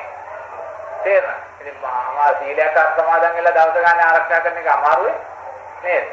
තමන්ට පුළුවන් ආකාරයෙන් පුළුවන් විදිහට දන් පිළිගත් දෙන එක අමාරුවක් නෙමෙයි අත්හැරි නේ? ඉතින් අනුත මෛත්‍රී වඩන එක හැමදාම සද්ධර්මයක් ශ්‍රවණය කරන එක අමාරුද? ඉතින් මේ ලේසිම කටයුතු ටික මේ නේද? සතෙක් මරණ එකනේ අමාරු නේද? ඉතින් මේකට දැන් නොබරා ඉන්නේ ඒ ලේසි එක නේ? ඉතින් ඒ වගේ මේ ඒ ආකාරයෙන් ඒ තමන්ට ලේසි කටයුතු මේවා. නමුත් මාර ධර්මයන් නිසා අපිට ඒවා අනිත් පැත්තට හිත යනවා හැම වෙලාවෙම. ඒ අපේ අකුසල් ශක්තිය. තේරෙනවද? ඒ සංසාරේ කරපු අකුසල් තියෙනවා. අපි යන්න තියෙන තැනක් සමාට වෙන්න පුළුවන් අකුසල් තියෙනවා. ඉතින් එහෙම වුණාම අපි දැනගන්න ඕනේ ජීවිතේ මේවා අකුසල් නිසායි අපිට සිද්ධ වුනේ කියලා. තේරෙනවද? ඒතර අකුසල් නිසා සිද්ධ වුණාම අපි අකුසලයට යට වෙන්නේ නැහැ. අපි ඒක කඩාගෙන යනවා ඉස්සරහට.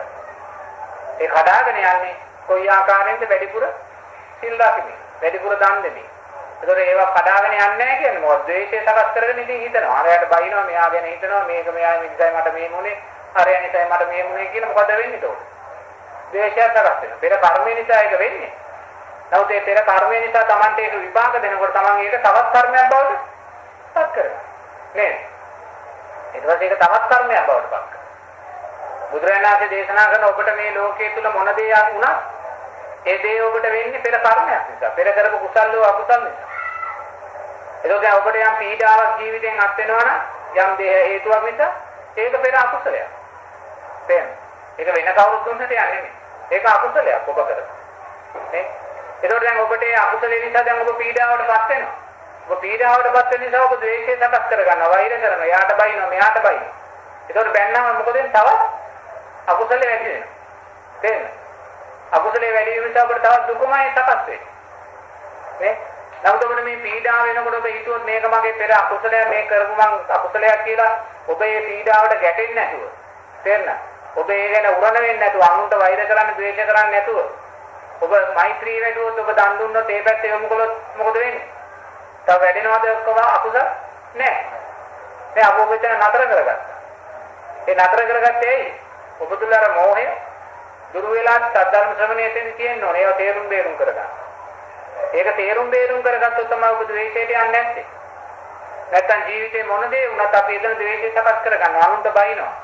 එයා නිසයි මේකුනේ, මෙයා නිසයි මේකුනේ, අරයා නිසයි මේ කවුරුත් නිසා නෙමෙයි කාටවත් මුකුත් වෙන්නේ. තමන් සංසාරයේ කරපු අකුසලයක් නිසායි තමන්ට මුකුත් වෙන්නේ. අනුන් නිසා නෙමෙයි.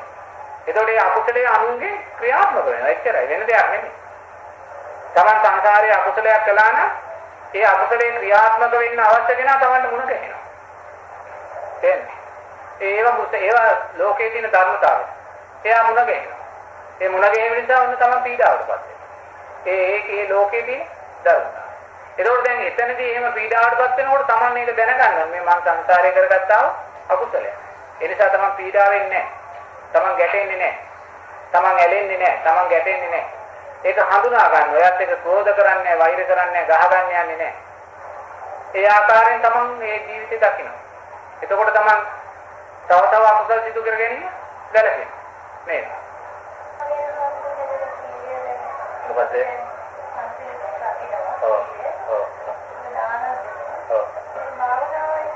මේවයි දරුවෝ. දැන් භාවනාව කියන එකේදී බුදුරජාණන් වහන්සේ ගිහි ජීවිත ගත කරන ඇයට ඒ භාවනාව කියන පැත්තේ ඔය සතර පහෙන් විදමෙන්ට දේශනා කරන්නේ මෙහෙමයි. තෙරුවන් කෙරෙහි ශ්‍රද්ධාව. ඒක තෙරුවන් කෙරෙහි ශ්‍රද්ධාව කියනකොට එදැනේ බුද්ධානුස්සතිය, ධම්මානුස්සතිය, සංඝානුස්සතිය කියන එක. බුදුරජාණන් වහන්සේගේ ගුණ, ධර්මයේ ගුණ, සංඝයාගේ ගුණ Taman නිරතුරුවම වඩන්න කියලා බුදුරජාණන් වහන්සේ දේශනා කළා. තේරුණාද? ඒ තෙරුවන්ගේ ගුණ වඩන්න. බුදු ගුණ භාවනාව නිරතුරුවම ඒතකොට ඒවා දැන් ගිහි ජීවිත ගත කරන ඔබලාට දේශනා කරන්නේ එහෙම. හොඳේ? එතනින් යාට පස්සේ මෛත්‍රී භාවනාව වඩන්න. තේරුණාද? බුදු ගුණ භාවනාව වඩනවා වගේම බුදුරජාණන් වහන්සේගේ තියෙනා වූ ඥානයන් ගුණයන් ඒ ඉතිවිතෝ භගවාරං සම්මා සම්බුද්ධෝ ඒ වගේ ඒවා හිතනවා වගේම දැන් බුදුරජාණන් වහන්සේගේ ගුණයන් තියෙනවානේ. දැන් ඒ ගුණයන් මෙනෙහි කරන් දැන් බුදුරජාණන් වහන්සේ කියන්නේ මොනත් කොයි වගේ කෙනෙක්ද කියන එක බුදුරජාණන් වහන්සේගේ කතා බහ වලින් අපිට තේරෙනවා ධර්මයේ නේද? ඒක දැන් බුදුරජාණන් වහන්සේ කියන්නේ බලන්න දැන් උන්වහන්සේ බුද්ධත්වයටපත් වෙන්නේ කොහොමද මේ බර සක්විති රජකම අතහැරලා දානවා. තමන්ගේ විශාල මේ යසෝදරාව රාහුල කුංජි දරුවා ඒ රජසැප ශක්තික භාවයන් රාමේසුරාම සුබ මාලිගා නේද මේ හැම දෙයක්ම අතහැරලා දාලා තමයි එන්නේ නේ. ඒකෝ දැන් ඔබ කල්පනා කරන් දැන් අපිට මේවා තිබ්බනම් අපිට පුළුවන් දතාන්නේ බෑ නේද? ඒකෝ දැන් අපි බුදුරජාණන් වහන්සේ කොච්චර ඈතද එහෙනම් ඉන්නේ නේද? ඈ ඒතර අපි ඉන්න තැන කොතනද බුදුරජාණන් වහන්සේ ඉන්න තැන කොතනද? ඈ ඒතර බුදුරජාණන් වහන්සේට මෙහෙම හිටියා මෙහෙම ඉන්නකොට එක මොහොතෙන් පුළුවන් ඕනම බ්‍රහ්මතලයකට තමන්ගේ හිත මෙහෙවන්න. ඕනම දිව්‍ය තලයකට හිත මෙහෙවන්න. මේ ලෝක දාසිය ඕන දෙයක් කෙරේ හිත මෙහෙවල බලන්න පුළුවන්. කියන්න පුළුවන්. කල්ප දහස් ගානක් ඈතරුණා හිත මෙහෙවල බලන්න පුළුවන්. තේරෙනවද? ඒතකොට ඕනෑම වෙලාවක එක ක්ෂණයෙන් එ르දීන් ඕනෑම බ්‍රහ්මතලයකට දිව්‍ය තලයකට යන්න පුළුවන් නේද? නමුත් අපිට පුළුවන් දෙයක්. ඒතකොට අපි කොතනද ඉන්නේ බුදුරජාණන් වහන්සේ කොතනද ඉන්නේ නේද? ඒතකොට මේ බුදුරජාණන් වහන්සේ ඉන්න තැන පිටපඳ අපි හැම වෙලාවෙම මෙනෙහි කරන්නේ. ඒතකොට දැන් නාලාගිරි හස්තියට අර මේ රාපෝල අරවා කරලා මේවා කරලා මරන්න මේ ළඟට ඇදගෙන එනවා නේද? ඉතින් මේ වෙලාවේ මේ හස්තියට බුදුරජාණන් වහන්සේ මොකද කරන්නේ? මෛත්‍රී කරනවා නේ. නමුත් අපිට පුළුවන් දෙයක් කරන්න බෑ නේද? ඒතකොට බුදුරජාණන් වහන්සේ කොතනද ඉන්නේ අපි කොතනද ඉන්නේ නේ? ඒතකොට දැන් පටාචාරාව බුදුරජාණන් වහන්සේ ඉස්සරහට එන නිර්වස්ත්‍ර ඇඳුමක් නැහැ පිස්සුවෙන් එන්නේ. ළමයි ඔක්කොම නැති වෙලා, ස්වාම පුරුෂය නැති වෙලා, අම්මා තාත්තා නැති වෙලා පිස්සු හැදිලා නිර්වස්ත්‍ර බුදුරජාණන් වහන්සේ ඉස්සරහට එන්නේ. ඒකෝනේ බුදුරජාණන් වහන්සේ ඉස්සරහට නිර්වස්ත්‍ර වෙන පටාචාරාවට බුදුරජාණන් වහන්සේ කියන්නේ මේ සංසුන් වෙන්න නැගෙනී කියලා. එච්චර ඒ වචන ටික කියන්නේ. ඒකෝ දැන් අපිට කියන්න පුළුවන්. මේ අද එහෙම මිනිස්සෙක් ඒ වගේ විශ්වාසවල දැන් මෙතෙන් දුවගෙන ආවොත් ඔබලා අල්ලගෙන ගහයි නේද? වෙලවයි මේ විශ්වා ඒවන බුදුරජාණන් වහන්සේ එහෙම කිව්වේ නෑ. කාටවත් මුකුත් ඉදිරියට කරන්න කිව්වේ නෑ. ඒ කාටවත් ළඟ ඉන්න කෙනෙකුට මෙයාට වස්ත්‍රයක් පුරවන්න කියලා කිව්වා. ඒ සංසුන් වෙන්න කියලා තමයි කිව්වේ. තේරෙනවද? නමුත් අපිට එහෙම කියන්න බෑ. තේරෙනවද? ඒක බුදුරජාණන් වහන්සේ ඉන්න තැනත් අපි ඉන්න තැනත් ඒ ආකාරයෙන් අපි දකින්න ඕනේ. දැන් අඟුලිමාල මිනි 900 ගාණක් මරලා බුදුරජාණන් වහන්සේ පිටිපස්සෙන් කඩුවක් අරන් එළවගෙන ආවේනේ. ඒ එළවගෙන ආවත් බුදුරජාණන් වහන්සේ මොකද කළේ? තමන් මෛත්‍රී කළා අඟුලිමාලටනේ. එයා මේ වෙන දෙයක් කිව්වේ නෑනේ නේ. අඟුලිමාල කිව්වා මේ නවතින්න හිටුමාන කියද්දී මම බුදුරජාණන් වහන්සේ කියනවා මම නැවතිලා ඉන්නේ. ඔබ නවතින්න අඟුලිමාල. ඒතර අඟුලිමාල කල්පනා කරනවා මේ මොකද්ද මේ කියන්නේ? මම නැවතිලා ඉන්නවා කියලා බුදුරජාණන් වහන්සේ කියනවා.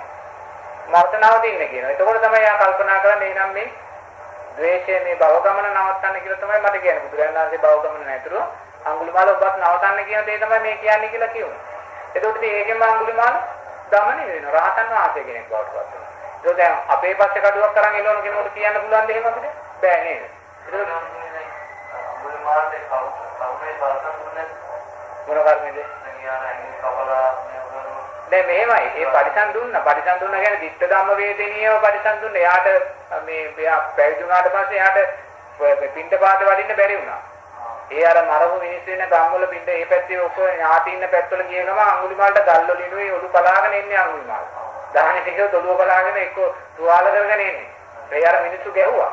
පස්සේ බුදුරජාණන් වහන්සේ අඟුලිමාලට පින්ඩ පාතේ වැඩිම තහනම් යවන්න එපා කියනවා. එයා ඊට පස්සේ ආරණ්‍ය ඇතුලේ තමයි ඉඳගෙන තමයි ජීවත් වෙන්නේ. මොකද අර මිනිස්සු ඒක ditta ධම්ම වේදනීය අකුසලයක්. දැන් එහා ආයිමත් රහතන් වහන්සේ කෙනෙකුට එහා භව නිරෝධය නිසා එතනින් එහාට ඉතින් ආයිමත් මේ එයා නිවිලා යනවා. ඒ ධර්මයෙන් මේ නිරුද්ධ වෙලා නැතිනේ එයා නැවත උප්පත්තියක් ලබන්නේ නැහැ. එතනින් එයා නිරුද්ධයි. දෙක පිය වෙන මොහොතේ එයා උපාදානයක් අල්ලගන්නේ නැහැ. උපාදානයක් අල්ලගන්න නැත්නම් ඒක නිවිලා ගිය ආයිමත් සකස් වීමක් නැහැ. එතනින් ඉවර. නමුත් එයා උන්වහන්සේ ජීවත් වෙන්න තාක්කල් අර මරණවල මිනිමරව පස්සේ එයාට යන්න බැරි වුණා. ඒ ඥාතීන් ඉන්න ගම් වලට අර මැරිච්ච මිනිස්සු ගිය ගම් වලට මොකද මිනිස්සු ගහන්න ගත්තා. ධර්මයේ දන්න මිනිස්සු ගහන්න ගත්තේ නෑ. නමුත් ඒ නොදන්න මිනිස්සු බල් ගහන්න ගත්තා. ඊට පස්සේ මේ වගේ මේවා කරා හිරියර කළා. ඉතින් ඒවෙන් යා පීඩාවටපත් වුණා. ඉතින් ඒ නිසා ඒකත් අර අකුසල කර්මයක් තමයි. ඉතින් තෙරුවන් බුදුරජාණන් වහන්සේගේ ගුණ කියන්නේ ඒ ආකාරයෙන් අපි දකින්න ඕනේ. අපි ඉන්නේ කොතනද බුදුරජාණන් වහන්සේ ඉන්නේ කොතනද? ඒක කොච්චරනම් දුරක්ද කොච්චරනම් ඈතක්ද නේද? සාරාංශක කල්ප ලක්ෂ කෝටි ප්‍රකෝටි ගාණක් ඒ ආකාරයෙන් පාරමී ධර්ම පුරන්නේ අස්කන්නාල් බොයි සියල්ල දන් දෙමින් දුවා දරුවන් දන් දෙමින් අඹ දරුවන් දන් දෙමින් රට රාජ්‍ය දන් දෙමින් ඔක්කොම දන් දෙමින් ආපු ගමන අපිට හිතන්න පුළුවන් නේද? හිතන්නවත් බෑනේ නේ. ඒකෝට එහෙනම් බුදුරජාණන් වහන්සේ කොතනද ඉන්නේ නේද? ඒතකොට ඒ ආකාරයෙන් ශ්‍රද්ධාව සකස් කරගන්න මහා කරුණාව නේ අනිත් සත්‍යය උදෙසා උන්වහන්සේ 45 පුරාවට නිදි ගන්න නැතුව ඒ කලාව වෙහෙස අර වගේ සත්‍රීක තැන උපදිලා මේ යොදුන් ගණන් ඇවිදිමින් යොදුන් ගමන් ඈත ගිහිල්ලා ඉතින් අවසානයේ කාත් කවුරුත් නැති කෙනෙක් වගේ අර කුසිනාරාවේ නිකන් අඹ ගහක් කැටනේ පිටිනවන් පාන්නේ නේ. මේ කාටද ඒව හිතන්න පුළුවන් මේ තරම් මුළු සතේ ලෝකෙම බ්‍රහ්මතරම ජයගත්ත කෙනා කවුරුත් නැති කෙනෙක් වගේ ඉතින් අර අඹ ගහක් පිටිනවන් පාන නේද? ඒක බලන්නේ මේ අතිරිමත් ගුණයන් ඒව තමයි බුදු ගුණ කියන්නේ. දැන් අපි ඒ ආකාරයෙන් හිතන්නේ ඒතකොට තමයි බුදුරජාණන් වහන්සේ කරේ මේ ගුණය වැඩි වෙයි අපි ශ්‍රද්ධාව වැඩි වෙන්නේ. ඒ ආකාරයෙන් අපි දකින්න ඕනේ බුදුරජාණන් වහන්සේගේ ගුණ. ඒ අපිට කවදානම් හිතන්න කරන්න පුළුවන්ද දකින්න පුළුවන්ද කියලා ඒ අපි ඒ ආකාරයෙන් හිතන්න ඕනේ. බුදු ගුණ කියන්නේ අන්න ඒවා. උන්වහන්සේ ඉන්න තැන උන්වහන්සේ කොයි ආකාරයෙන්ද මිනිස්සුන්ට සේවය කළේ කොයි ආකාර මොකද්ද බලාපොරොත්තු වෙන්නේ මේ ගෙවල් හදලා දෙන්න රස්තා දෙන්න එහෙම නැත්නම් ඉඩම් ගන්න වාහන ගන්න නෙමෙයි උන්වහන්සේ කොතනවත් කිව්වේ නේ. මේ භවයේ නිරුද්ධ කරගන්න මාර්ගයක් කිව්වේ. වඩාත්ම සැපැති තැනකට යම් කෙනෙක් අරගෙන යන මාර්ගය කිව්වේ. අවම සැපේකට නෙමෙයි. ඉතින් ඒ කලාව ඒ අතිරිය අපි නිතරම මේ මෙනෙහි කරන්නේ. උන්වහන්සේ ඉන්නේ කොතනද එතන මේ හිතමින් ඒ බුදු ගුණ වඩනවා. ඒක තමයි බුදු ගුණ කියන්නේ. ඒක සංඝයාගේ ගුණ කියන්නේ සංග්‍රහණයේ තියෙනා වූ ගුණ. සංඝයා කියන එක්කෙනෙක් ගත්තත් දැන් සාරිපුත්ත මහරහතන් වහන්සේ කියන්නේ මොනතරම් ගුණයක් එක්කෙනෙක්. සංඝයා කෝටි ප්‍රකෝටි ගණන් ඉන්නවනේ රහතන් වහන්සේ නම අතීතේ. ඒ එක්කෙනෙක් මේ සාරිපුත්ත මහරහතන් වහන්සේ කියන්නේ. ඒතකොට මේක එක්කෙනෙක්ගේ තියෙන ගුණයන් මොනවද කියලා ගන්නවා. ඒ සාරිපුත්ත මහරහතන් වහන්සේ බුදුරජාණන් කියන්නේ මේ බමුණු පවුලක කෝටිපති බමුණු පවුලක තරුණේ දුප්පත් ඇයි නෙමෙයි කෝටිපති බමුණු පවුල. ඉතින් දැන් එයා පැවිදි වෙලා බුදුරජාණන් වහන්සේ කියන්නේ සාරිපුත්ත මහ රහතන් වහන්සේට මේ ඔබලාගේ කිරියම්ම තමයි සාරිපුත්ත මහ රහතන් වහන්සේ. අම්මා තමයි මුගලන් මහ රහතන් වහන්සේ කියලා කියන්නේ. ඒතකොට කිරියම්මා කියලා කියන්නේ සාරිපුත්ත මහ රහතන් වහන්සේ තමයි හැමෝටම සෝවාන් වෙන්න කමටහන් දෙන්නේ. උනාගේ සෝවාන් භාවයට පත් කරන කමටහන් දෙන්නේ. ඒ සෝවාන් භාවයට පත් වෙන්න කමටහන් දුන්න කෙනා මුගලන් හාමුදුරුවෝ තමයි යාගේ හිත දිහා බලලා යාගේ එද්දි බලෙන් ඉහළ මුගලන් හාමුදුරුවනේ. මුගලන් හාමුදුරුවෝ තමයි එර්ජීනේ යාගේ හිත දිහා බලලා රහත් වෙන්න ඊට පස්සේ අවශ්‍ය කමටහන් ලබා දෙන්නේ. ඒ නිසා මුගලන් හාමුදුරුවෝ කියන්නේ අම්මා අරයට කියන්නේ කිරි අම්මා කියලා බුදුරජාණන් වහන්සේ. ඒගොල්ලෝ කියේ බුදුරජාණන් වහන්සේ කියනවා ඔබලාගේ කිරි අම්මා තමයි සාරිපුත්ත කියන්නේ. ඒක සාරිපුත්ත මහ රහතන් වහන්සේ කවදාක්වත් මේ පින්ඩපාතේ අපි දැන් 500 හාමුදුරුවෝ 200 වඩිනකොට එයා ඉස්සරහැම වඩින්නේ නැහැ. මොකද එයානේ ඉස්සරහැම යන්න ඕනේ නේද? එයානේ දෙවෙනිය සාතනේ. නමුත් එයා වඩින්නේ අන්තිමට. ඒ දවසක් බුදුරජාණන් වහන්සේට ගිහිල්ලා ස්වාමීන් වහන්සේලා කියන ස්වාමීන් වහන්සේ මේ සාරිපුත්ත මහ රහතන් වහන්සේ අන්තිමට එන්නේ. උන්වහන්සේට අපි වැරද්දක් වෙලා දන්නේ නැහැ. මොකද්ද කියලා ඒතකොට අහනවා සාරිපුත්ත කියන්නේ ඇයි සාරිපුත්ත ඔබ මේක කරන්නේ කියලා. ඒතකොට කියන ස්වාමීන් වහන්සේ මම ඉස්සරහම ගියොත් එහෙම මේ පස්සෙන් එන අයට ආහාර ලැබුණාද නැද්ද? පින්ඩපාත ලැබුණාද නැද්ද? බේත් ලැබුණාද? කරන්දේ දාලා වැටුණාද? ඒව බලන්න කෙනෙක් නැහැ. ඒ නිසා මම අන්තිමට එන්නේ කියලා. තේන්න. එතකොට දැන් මේ එක හාමුදුරුවෝ කෙනෙක් එක සංඝයාගේ ගුණ. ඊට පස්සේ දවසක් බුදුමේ සාරිපුත්ත මහ රහතන් වහන්සේ මේ ස්වාමීන් වහන්සේලාව ඒ වස් කාලේ ඉවරනාට පස්සේ වෙන වෙන ගම් වලට පිටත් කරලා අරිනවා. එතකොට එහෙම අරිනකොට එක ස්වාමීන් වහන්සේ කෙනෙක් බලාපොරොත්තු වෙන එක්තරා ගමකට යන්න. එයාට ඒ තැන ලැබෙන්නේ නැහැ. එයා ටිකක් කේන්ති ගන්නවා සාරිපුත්ත මහ රහතන් වහන්සේ. එයා කේන්ති අරගෙන එයා බුදුරජාණන් වහන්සේට බොරුවක් ගිහිල්ලා කියන සාරිපුත්ත මහ රහතන් වහන්සේ මට සිවුරෙන් ගැහුවා කියලා. එයා පු탁 දෙන හාමුදුරුවෝ කෙනෙක්. අර ද්වේෂය නිසා ගිහිල්ලා බුදුරජාණන් වහන්සේට කියනවා. එතකොට සාරිපුත්ත මහ රහතන් වහන්සේ ආරණ්‍යෙ පිට වෙලා ඉවරයි. ඒක බුදුරජාණන් වහන්සේ පණිවිඩයක් කරනවා එන්න කියලා සාරිපුත්ත මහ රහතන් වහන්සේ. සාරිපුත්ත මහ රහතන් වහන්සේ ගිය හාමුදුරුවොත් එක්ක එනවා. ආවට පස්සේ ආනා බුදුරජාණන් වහන්සේ අර චෝදනා කරපු හාමුදුරුවෝ ළඟ ඉන්නවා මේ භික්ෂුව ඔබට චෝදනාවක් කරනවා මේ විදිහට ඔබ මේ සංගල සේවක ගැන දැන් මේ වගේ කිව්වොත් ගැහුවා කියලා එයා කියන්නේ. මේ ගැහුවා කියලා. ඒ වෙලාවේ සාරිපුත්ත රහතන් වහන්සේ මුකුත් කියන්නේ නැහැ. උන්වහන්සේ ඒ වෙලාවේ සිංහනාදයක් කරනවා. සිංහනාද කියලා කියන්නේ ඒ සාරිපුත්ත මහ රහතන් වහන්සේ කියනවා ස්වාමීනි මේ භාග්‍යවතුන් වහන්සේ මම හරියට මේ මහ පොළොව වගේ කියලා. ඒ කාරණා පහක්ද කොහෙද කියනවා. ඒකේ පළවෙනි කාරණේ තමයි ස්වාමීනි භාග්‍යවතුන් වහන්සේ මම හරියට මේ මහ පොළොව වගේ. මේ මහ පොළොවට මොනේතරම් අසුචි ගොඩක් දැම්මත් මහ පොළොවේක පිළිගන්නවා. ගැටෙන්නේ නැහැ. එපා කියන්නේ නැහැ. ඒතර මහ පොළොවට මොනේතරම් සුවඳවත් දෙයක් දැම්මත් ඒකත් පිළිගන්නවා. ගැටෙන්නේ නැහැ මහ පොළොව. භාග්‍යවතුන් වහන්සේ මම මහ පොළොව වගේ. කෙනෙක් මට මොන දේ කිව්වත් මම ඒකට ගැටෙන්නේ නැහැ, ඇලෙන්නේ නැහැ. ඒ වගේමයි ස්වාමීන් වහන්සේ මම හරියට මේ ජලය වගේ. මහා සාගරය වගේ. මහා සාගරයේට ජලයට කිලුරු දෙයක් දාලා හේදුවත් ඒක හොදලා දෙනවා. ජලයට හොඳ සුවඳවත් ඇඳුමක් දාලා හේදුවත් ඒකත් හොදලා දෙනවා. එයා ගැටෙන්නේ නැහැ. අතුරුටි ටිකක් දැම්මත් ගැටෙන්නේ නැහැ. මං අන්නේ ජලය වගේ දෙකම පිළිගන්නවා. ඒ වගේමයි භාග්‍යවතුන් වහන්සේ මං හරියට ගින්දර වගේ. ගින්දරට අසුචි ටිකක් දැම්මත් පුච්චනවා. සුවඳ අනුකූලක් දැම්මත් පුච්චලා දෙනවා. ගැටෙන්නේ නැහැ. අසුචි වලට ගැටි ගින්දරේ ගැටෙන්නේ නැහැ.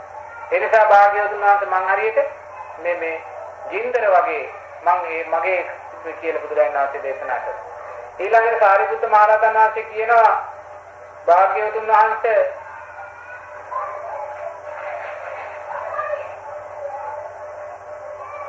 මේ වගේ කාරණා තව දෙකක් කියනවා. එතන මේ ජලය වගේ, මහ පොළොව වගේ, ගින්දර වගේ තවත් කාරණා දෙකක් කියනවා. ඒ කියලා ඊට පස්සේ කියනවා මේ දැන් ලස්සන තරුණියක් නාල කරලා හිතේ මල් ගසාගෙන හොඳ ලස්සන ඇඳුමක් ඇඳන් ඉන්න වෙලාවට එයාගේ ඇඟට සර්පකුණක් දැම්මොත් තේරෙනවද? දැන් මවුල් ගෙදර යන ලෑස්ති වෙලා ඔබලා ඉන්නකොට කවුරු හරි කියනවා සර්පකුණක් ඇඟට දැම්මොත් ඔබට යම්තේද පිළිකුලක් දැනෙන්නේ නේද? අන්න ඒ වගේ මම මේ කය පිළිබඳ ඒ වගේ පිළිකුලකින් බලන්නේ භාග්‍යවතුන් වහන්සේ කියන්නේ. එහෙව් පිළිකුලකින් මේ කය පිළිබඳ බලන මම තවත් කෙනෙකුට රිදවන්නේයිද කියලා විතරයි කියන්නේ. ඒ කියනකොටම අර හාමුදුරුවෝ කම්පා වෙනවා. අර බොරුගේ හාමුදුරුවෝ. ඊට පස්සේ බුදුරජාණන් වහන්සේ කියනවා ඔබ කිව්වේ බොරුවක් නම් සමාව ගන්න කියලා. එහෙම නැත්නම් ඔබේ හිත පැලිලා ආවි කියලා ඒ කරපු බොරුවට. ඊට පස්සේ සමාව ගන්නවා ස්වාමීන් වහන්සේගේ මේක මගෙන් වෙච්ච අකුසලයක් කිය බොරුවක් මං කිව්වේ කියලා. තේන්න.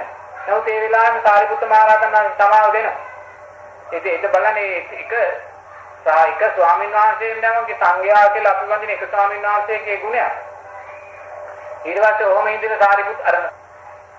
ඊට පස්සේ සාරිපුත්ත මහ රහතන් වහන්සේ ඔහොම කාලයක් ගිහිල්ලා දවසක් බුදුරජාණන් වහන්සේ ළඟට ඇවිල්ලා පිරිනිවන් පාන්න අවසර ඉල්ලනවා. ඒ කියන්නේ දැන් පිරිනිවන් පාන්න කියලා. ඉතින් බුදුරජාණන් වහන්සේ අවසර දෙනවා.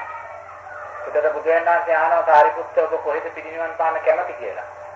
ඒතර සාරිපුත්ත මහ රහතන් වහන්සේ කියන ස්වාමීන් වහන්සේ මම පිරිනිවන් පාන්න කැමති මං ඉපදුන ගෙදර කියලා. ඉපදුන ගෙදර. ඒ කියන්නේ නාලක කියන බමුණු ගමේ එයා ඉපදුන ගෙදරම පිරිනිවන් පාන්න ඕනේ කියලා තමයි යා කිව්වේ බුදුරජාණන් වහන්සේ. ඉතින් බුදුරජාණන් වහන්සේ අවසර දෙනවා. සාරිපුත්ත මහ රහතන් වහන්සේගේ පවුලේ හිටියා සහෝදර සහෝදරියෝ 6 දෙනෙක්. 3 දෙනෙක් පිරිමි 3 දෙනෙක් කාන්තාව.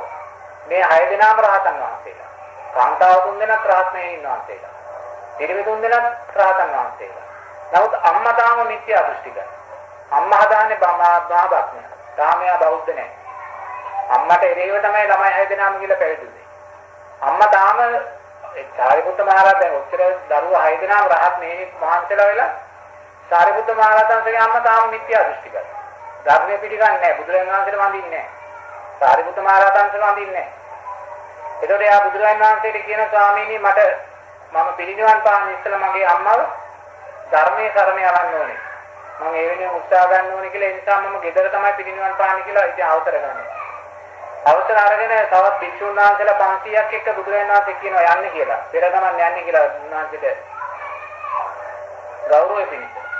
සුන්ද මහ රහතන් වහන්සේත් යනවා. සුන්ද මහ රහතන් වහන්සේ කියන්නේ සාරිපුත්ත මහ රහතන් වහන්සේගේ සහෝදරයෙක්. එයාත් රහතන් වහන්සේ කෙනෙක්. ඒතකොට සුන්ද මහ රහතන් වහන්සේ සාරිපුත්ත මහ රහතන් වහන්සේ අර 500ක් භික්ෂුන් දැන් නාලක ගමට යනවා. ඊළ ගමේ දොරටුව ළඟට ආවට පස්සේ සාරිපුත්ත මහ රහතන් වහන්සේ කියන අර 500 නමට දැන් නැවත යන්න කියලා. කියලා සුන්ද රහතන් වහන්සේ සාරිපුත්තයි දැන් ගෙදෙට්ට යනවා. නාරදයෙන් බමුණු ගෙදෙට්ට. ඊළ අම්මට කියනවා අම්ම හෙට මං පිරිනිවන් පාන්න යන්නේ කියලා. ඒ අම්මයිත් වඳින්නේ නැහැ. මොකද අම්මා ගරු කරන්නේ නැහැ නේද? ඉතින් බ්‍රහ්මයන්ට වඳින්නේ. ඉතින් හෙට උදේ පිරිනිවන් පාන දැන් අද රැය ආවා. දැන් රැය 10 විතර වෙනකොට ප්‍රභාස්වර ආලෝකයක් ඇවිල්ලා සාරිපුත්ත මහ රහතන් වහන්සේ මෙහෙම ඇවිල්ලා වැඳලා ගියා. දැන් අම්මත් ඉන්නවා අතන. තුන්දහාමුදුරුවෝත් ඉන්නවා. ඒකෝර අම්මා ආනවා සාරි බැමිණ ආනවා තුන්දහාමුදුරුවන්ගෙන් උදානිතින් තුන්දක් ගිහි ගානේ මේ කවුද ස්වාමීන් වහන්සේ ආලෝකයක් ඇවිල්ලා වැඳලා ගියේ කියලා. එතකොට තුන්ද මහ රහතන් වහන්සේ කියනවා ඒ ආවේ සක්‍රය ඇවිල්ලා වැඳලා ගියා. දැන් හෙට පිරිනිවන් පාන නිසා ඇවිල්ලා සමාව ඉල්ලගෙන වැරද්දක් වුණා සමාව වෙන්න කියලා ඒ වන්දනා කරලා ගියා කියලා කියනවා. කියලා. සද්දන කර ඉන්නවා. ඊට පස්සේ ආයිමත් දැන් රෑ 10 විතර තමයි චක්‍රය ආවේ. ආයිමත් රෑ 1ට විතර තව ප්‍රභාස්වර ආලෝක හතර පැත්තකින් ඇවිල්ලා වන්දනා කරලා ගියා. ඒකත් බලන් ඉන්න සාරි බැගින්. බලන් ඉඳලා ආනවා සුන්ද මහ රහතන් වහන්සේගේ ආලෝක හතර මොකක්ද කියලා. එතකොට කියනවා සුන්ද මහ රහතන් වහන්සේ සතරවරන් දෙවියෝ ඇවිල්ලා වැඳලා අවසර අරගෙන ගියා කියලා. ඊට පස්සේ ආයෙත් පාන්දර 5 විතර අර ආලෝක සියල්ලම පරදවාවන ප්‍රභාස්වර තනි ආලෝකයක් ඇවිල්ලා වන්දනා කරලා ගියා. එතකොට සාරි බැමිණාම ඒ කවුද කියලා. එතකොට සුන්ද මහ රහතන් වහන්සේ කියනවා ඒ තමයි මහා බ්‍රහ්මයා ඇවිල්ලා වන්දනා කරලා ගියා කියලා. එතකොට තමයි සාරි බැමිණට සිහියේ එන්නේ. එතකොට සාරි බැමිණ අහනවා මම වඳින්නේ මහා බ්‍රහ්මයාට. නමුත් මහා බ්‍රහ්මයා මගේ පුතාට වඳිනවා. නේද? ප්‍රශ්නයක් දැන් ඒක. මෙයා මෙච්චර කාලයක් මහා බ්‍රහ්මයාටයි වඳින්නේ මේ. තාම ඊ හවස වෙනකම් මහා බ්‍රහ්මයාට වඳිනවා. මේව හදාගෙන දුම් අල්ලගෙන වඳින්නේ. නමුත් මහා බ්‍රහ්මයා ඇවිල්ලා තමන්ගේ පුතාට වැඳලා යනවා. තේරෙනවද? දැන් මෙයා දැනගත්ත මහා බ්‍රහ්මයා කියලා ඒ ප්‍රභාස්වර ආලෝකයන්ගේ. අන්න ඒ වෙලාවේ තමයි තමන්ගේ පුතා මහා බ්‍රහ්මයාට වඩා ඉහළ කෙනෙක් මහා බ්‍රහ්මයාගෙන් වැඳුම් ලබන කෙනෙක් කියලා අර අවබෝධ කරගන්න. ඒ වෙලාවේ තමයි සාරිපුත්ත මහ රහතන් වහන්සේට වන්දලා කියනවා අනේ ස්වාමීනි මම ඔබ වහන්සේ සරණ යනවා කියලා. ඒ වෙලාවේ සාරිපුත්ත මහ රහතන් වහන්සේ කියනවා මම සරණ ගිහිල්ලා වැඩක් නැහැ. මම කියන්නේ භික්ෂුවක්. මාව සරණ ගිහිල්ලා වැඩක් නැහැ. බුදුරජාණන් වහන්සේ සරණ යනවා. ධර්ම රත්නේ සංඝ රත්නේ සරණ යන්නේ කියලා. ඒ වෙලාවේ දැන් බුද්ධං සරණං ගච්ඡාමි ධම්මං සරණං ගච්ඡාමි සංඝං සරණං ගච්ඡාමි කියලා පෙරුවන් සරණ යන්නේ යනවා. ඒ සරණ යද්දීම පිටන්නා වූ ශ්‍රද්ධාව නිසා ඒවල මෙයා සෝවාන් ඵලයටපත් වෙනවා. ඒවලෙන්පත් වෙනවා ආයෙත් වෙන පව වෙන්නේ නැහැ. ඊට පස්සේ සාරිපුත්ත මහ රහතන් වහන්සේ උදේ පාන්දර පිරිනිවන් පානවා. එතනින් ඉතින් ඉවරයි. ඒක බලන්න එක රහතන් වහන්සේ නමක තියෙන ගුණය. එක්කෙනෙක්ගේ ගුණ තියෙන. තව එක්තරා තැනක සාරිපුතෝ එක විනය නීතියක් පනවනවා. දැන් අපි පන්සලකට ගියාම ආරණ්‍යයකට ගියාම එතන අපිට ආසනයක් පනවන්න ඕනේ වැඩිහිටි ගමන. තේරෙනවද? දැන් මෙතන මට වඩා වැඩිහිටි හාමුදුරුවෝ කෙනෙක් ඉන්නවනේ. යා තව ඉස්සරහා ආසනයක් පනවන්න ඕනේ යාට. මම පිටිපස්සට යන්නේ වැඩිහිටි බා. නමුත් ඔය විනය නීතිය බුදුරජාණන් වහන්සේ පනවලා තිබ්බේ නෑ මොනේ. ඉතින් දවසක් ස්වාමීන් වහන්සේලා 500 නමක් විතර බුදුරජාණන් වහන්සේත් එක්ක වැඩි දුර ඈත ගමද. ඉතින් ගමට ගිහිල්ලා ඒ පන්සලේ තමයි රැ වැඩේ ඉන්නේ. නමුත් අර ඉස්සරහාගේ ගිය අර අනිත් ඔක්කොම හාමුදුරුවෝ මුලින් ගිහිල්ලා අර පන්සලේ ආරන්නේ තියෙන කාමරවල ඇඳවල් පුතු ඔක්කොම අල්ලගත්තා. දැන් ඔක්කොම නිදි. දැන් සාරිපුත්ත මහ රහතන් වහන්සේ උන්වහන්සේ කිසිම එකක් නැහැ. ඒ දාසාසනෙත් එහෙම තමයි. දත් හාමුදුරුවෝ එහෙමයි. ඒ කියන්නේ අදට වඩා ධර්ම. අවුරුදු එයා ගැන බැලුවෙත් නැහැ. ඉතින් එයා රහතන් වහන්සේ කෙනෙක් නේ. එයා ඒක ඇලෙන්නේ. එයා ඉතින් අර ගහක් යට මේ සිවුර දාලා එයාට ඇදපුණා. ඒ උදේ පාන්දර බුදුරජාණන් වහන්සේ මේ කැසිකිලියට යන එළියට එනකොට කවුද ගහක් යට නිදන් ඉන්නවා ආමරෝ. ඒතර උන්වහන්සේ නම් වෙලා බැලුවා කවුද කියලා බලනවා සාරිපුත්ත මහ රහතන්. ඒතර උන්වහන්සේ අහනවා සාරිපුත්ත ඔබ මොකද මේ ගහ යට කියලා. ඒතර තියෙන ස්වාමීන් වහන්සේ මේ ආසන තිබ්බේ නැහැ. ඔක්කොම කුටි ඉවරයි. ඉතින් මම මේ ගහ යට ඒ වෙලාවට බුදුරජාණන් වහන්සේ විනය නීතියක් පනවන්නේ ජේෂ්ඨයන්ට ආසන වෙන් කරන්න ඕනේ කියලා, කුටි වෙන් කරන්න ඕනේ කියලා. ඒ කියන්නේ වැඩි හිටියෙක් නැත්නම් බාල කෙනෙක් හිටියොත් එයාට ඇවතටපත් වෙනවා. වරදක් ඒක ඇවතක්. ඒ විනය නීතිය බුදුරජාණන් වහන්සේ එතනදී පනවන්නේ. ඊට පස්සේ තමයි අර වැඩි හිටියන්ට ඉස්සරහටෙන් දෙන්න ඕනේ කියන දීලා අනිත්‍ය යන්න ඕනේ කියන එක මේවා. ඉතින් එතනදිවත් පාරිපුත්ත මහ රහතන් වහන්සේ ඉල්ලන්නේ කියේ නැහැ. කිව්වෙත් නැහැ. එයා ගහයටලා නිකන් ඒ තාතනේ දෙවනිය. ඉතින් ඒ එක ස්වාමීන් වහන්සේගේ තියෙන ගුණයක්. දෙන්නෙක්ගේ නෙමෙයි. ඉතින් ඒ ගුණයන් අපි සිහි කරන්න ඕනේ. ඉන්නේ එක්කෙනෙක්ගේ ගුණ මේසාන සංඝයා කියන ගුණය කොච්චරද? නේ. ඒතකොට ඒ ආකාරයෙන් වෙනකොට තමයි ශ්‍රද්ධාව වැඩි වෙන්නේ. ඉතින් ගිහි අයට කරන්න තියෙන භාවනාව ඒව තමයි. Tamanne තෙරුවන් කෙරේ තියෙන ශ්‍රද්ධාව වැඩි කරගන්න. තේන්න. ඒ බුදු ගුණයන් අරන් නිතර මෙනෙහි කරන්න. ඒතකොට මෛත්‍රිය දස දිශාවටම වඩන්න. උතුරු දිශාව, දකුණු දිශාව, නැගෙනහිර, බටහිර කියලා. ඒක මැද්දේ තියෙන අනු දිශා හතරක් තියෙනවා. ඒතකොට අට දිශාවන්, යටි දිශාව කියන්නේ මේ යටට මෙනෙහි කළ මේ නිරය දක්වා හිතලා මෙනෙහි කරනවා. උඩු දිශාව කියන්නේ දිව්‍යතල බ්‍රහ්මතල දක්වා මෙනෙහි කරනවා. ඒතකොට දස දිශාව කියුවම ආයිමත් එයාට අතහැරෙන්න තැනක් නැහැ. මුළු විශ්වයටම මේ මෛත්‍රිය පැතිරෙනවා. ඒ දස දිශාවටම මෛත්‍රිය පැතිරෙනවා. මුලින් Tamanta මෛත්‍රිය වඩනවා. ඉතින් මේ පුළුවන් ආකාරයට එච්චර ඒ බුදුරජාණන් වහන්සේ ඉන්හිහා යන දෙයක් ගිහියට දේශනා කරන්නේ නැහැ. ඔබලා අසුබේ වඩන්න යන්න බෑ. ඔබලා මේ කායානුපස්සනාව වඩන්න බෑ. මොකද මේ දුවා දරුවන් හදාගෙන ඒව කරන මොකද අසුබේ පැති වැඩි වුණාම Tamanට එපා වෙනවා ජීවිතේ. තේරෙනවද? ඊට පස්සේ ඒකත් නැහැ මේකත් නැහැ. එහෙත් නැහැ මෙහෙත් නැහැ. ඊට පස්සේ එහාට මෙහාට දෝලණය වෙවි ඉන්නවා. දෙකම අසාර්ථක කරගන්න. ඒක ගිහියට කවදාකවත් මේ අසුබ භාවනාව වඩන්නේ පෞල් ජීවිත ගත කරන ඔබලාට දැන් මේ මෑණියට අසුබ භාවනාව හොඳයි. අසුබේ වඩන් දැන් ඒ අය දැන් ඒ විතුකම් ඉවරයි. ඒතර ඒගොල්ලන්ට අසුබේ කායනුපස්සනාව හරි. නමුත් දැන් ඔබලාට ඒව වඩන්න කියලා බුදුරජාණන් වහන්සේ කොතනකවත් කියන්නේ කියලා අපිට කියන්නේ නැහැ. ඔබලා වඩන්න ඕනේ අර ඒ ලෞකික පැත්තත් වැඩෙන අර මේ කියන්නේ සතර පායේ මිදෙන ධර්මතාවෙන් වැඩෙන ඒ පෙරුවන් කෙරෙහි ශ්‍රද්ධාව එතනින් ගියාම මේ මෛත්‍රිය තමයි. ඒ දෙක ප්‍රමාණවත් ඔබලාට අර ගමන අතෙන්ට යන්න. එන් එහා ඔය දරුවන්ගේ වගකීම් ඉවර කරලා ඒ වගකීම් උරුණාට පස්සේ අන්න අසුබේ වගේ දෙයක් වඩන්න පුළුවන්. ඒකට ප්‍රශ්නයක් නැහැ. ඒකට කලකිරීමක් වෙන්නේ. එහෙම නැත්නම් දැන් ජීවිතේ ඒවා වඩන්න ගත්තොත් තමන්ට තමන් පිළිබඳ කලකිරීමක් ඇති වෙනවා. පෞල් ජීවිත කලකිරීමක් ඇති වෙනවා. ඒවා බුදුරජාණන් වහන්සේ නිසා අනුදැනව දාරන්නේ.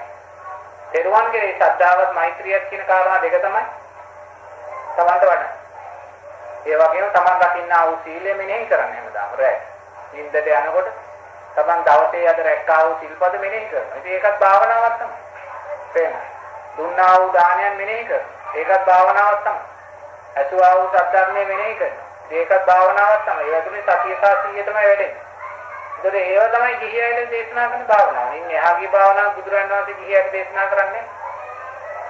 අර වැඩි හිතවත් උනේ ඇයට ඒ අසුභ භාවනාව, සතරක කායනුපස්සනාව, සතර සතිපට්ඨාන වගේ භාවනාව වඩනවා. ඉතින් හිත සමාධිමත් කරගන්න ආනාපාන සතිය ආස්වාද ප්‍රාස්වාදයේ හිත මෙනෙහි කරලා ඒ ආනාපාන සතිය තුළින් අර චංචල වුණා වූ අනිශ්චල භාවයටපත් කර ගැනීමේ ශක්තිය තියෙන ඒක ආනාපාන සතිය ගිහි ඔබලාට වඩන්න කියලා බුදුරජාණන් වහන්සේ කියන ඒකේ ප්‍රශ්නයක් මත වෙන්නේ ඉතින් අර තෙරුවන් කෙරෙහි ශ්‍රද්ධාවත් තෙරුවන්ගේ ගුණ සිහි කිරීමත් මෛත්‍රියත් කියන කාරණාව තමයි වැඩිපුර වඩන්නේ කියලා බුදුරජාණන් වහන්සේ කියන්නේ.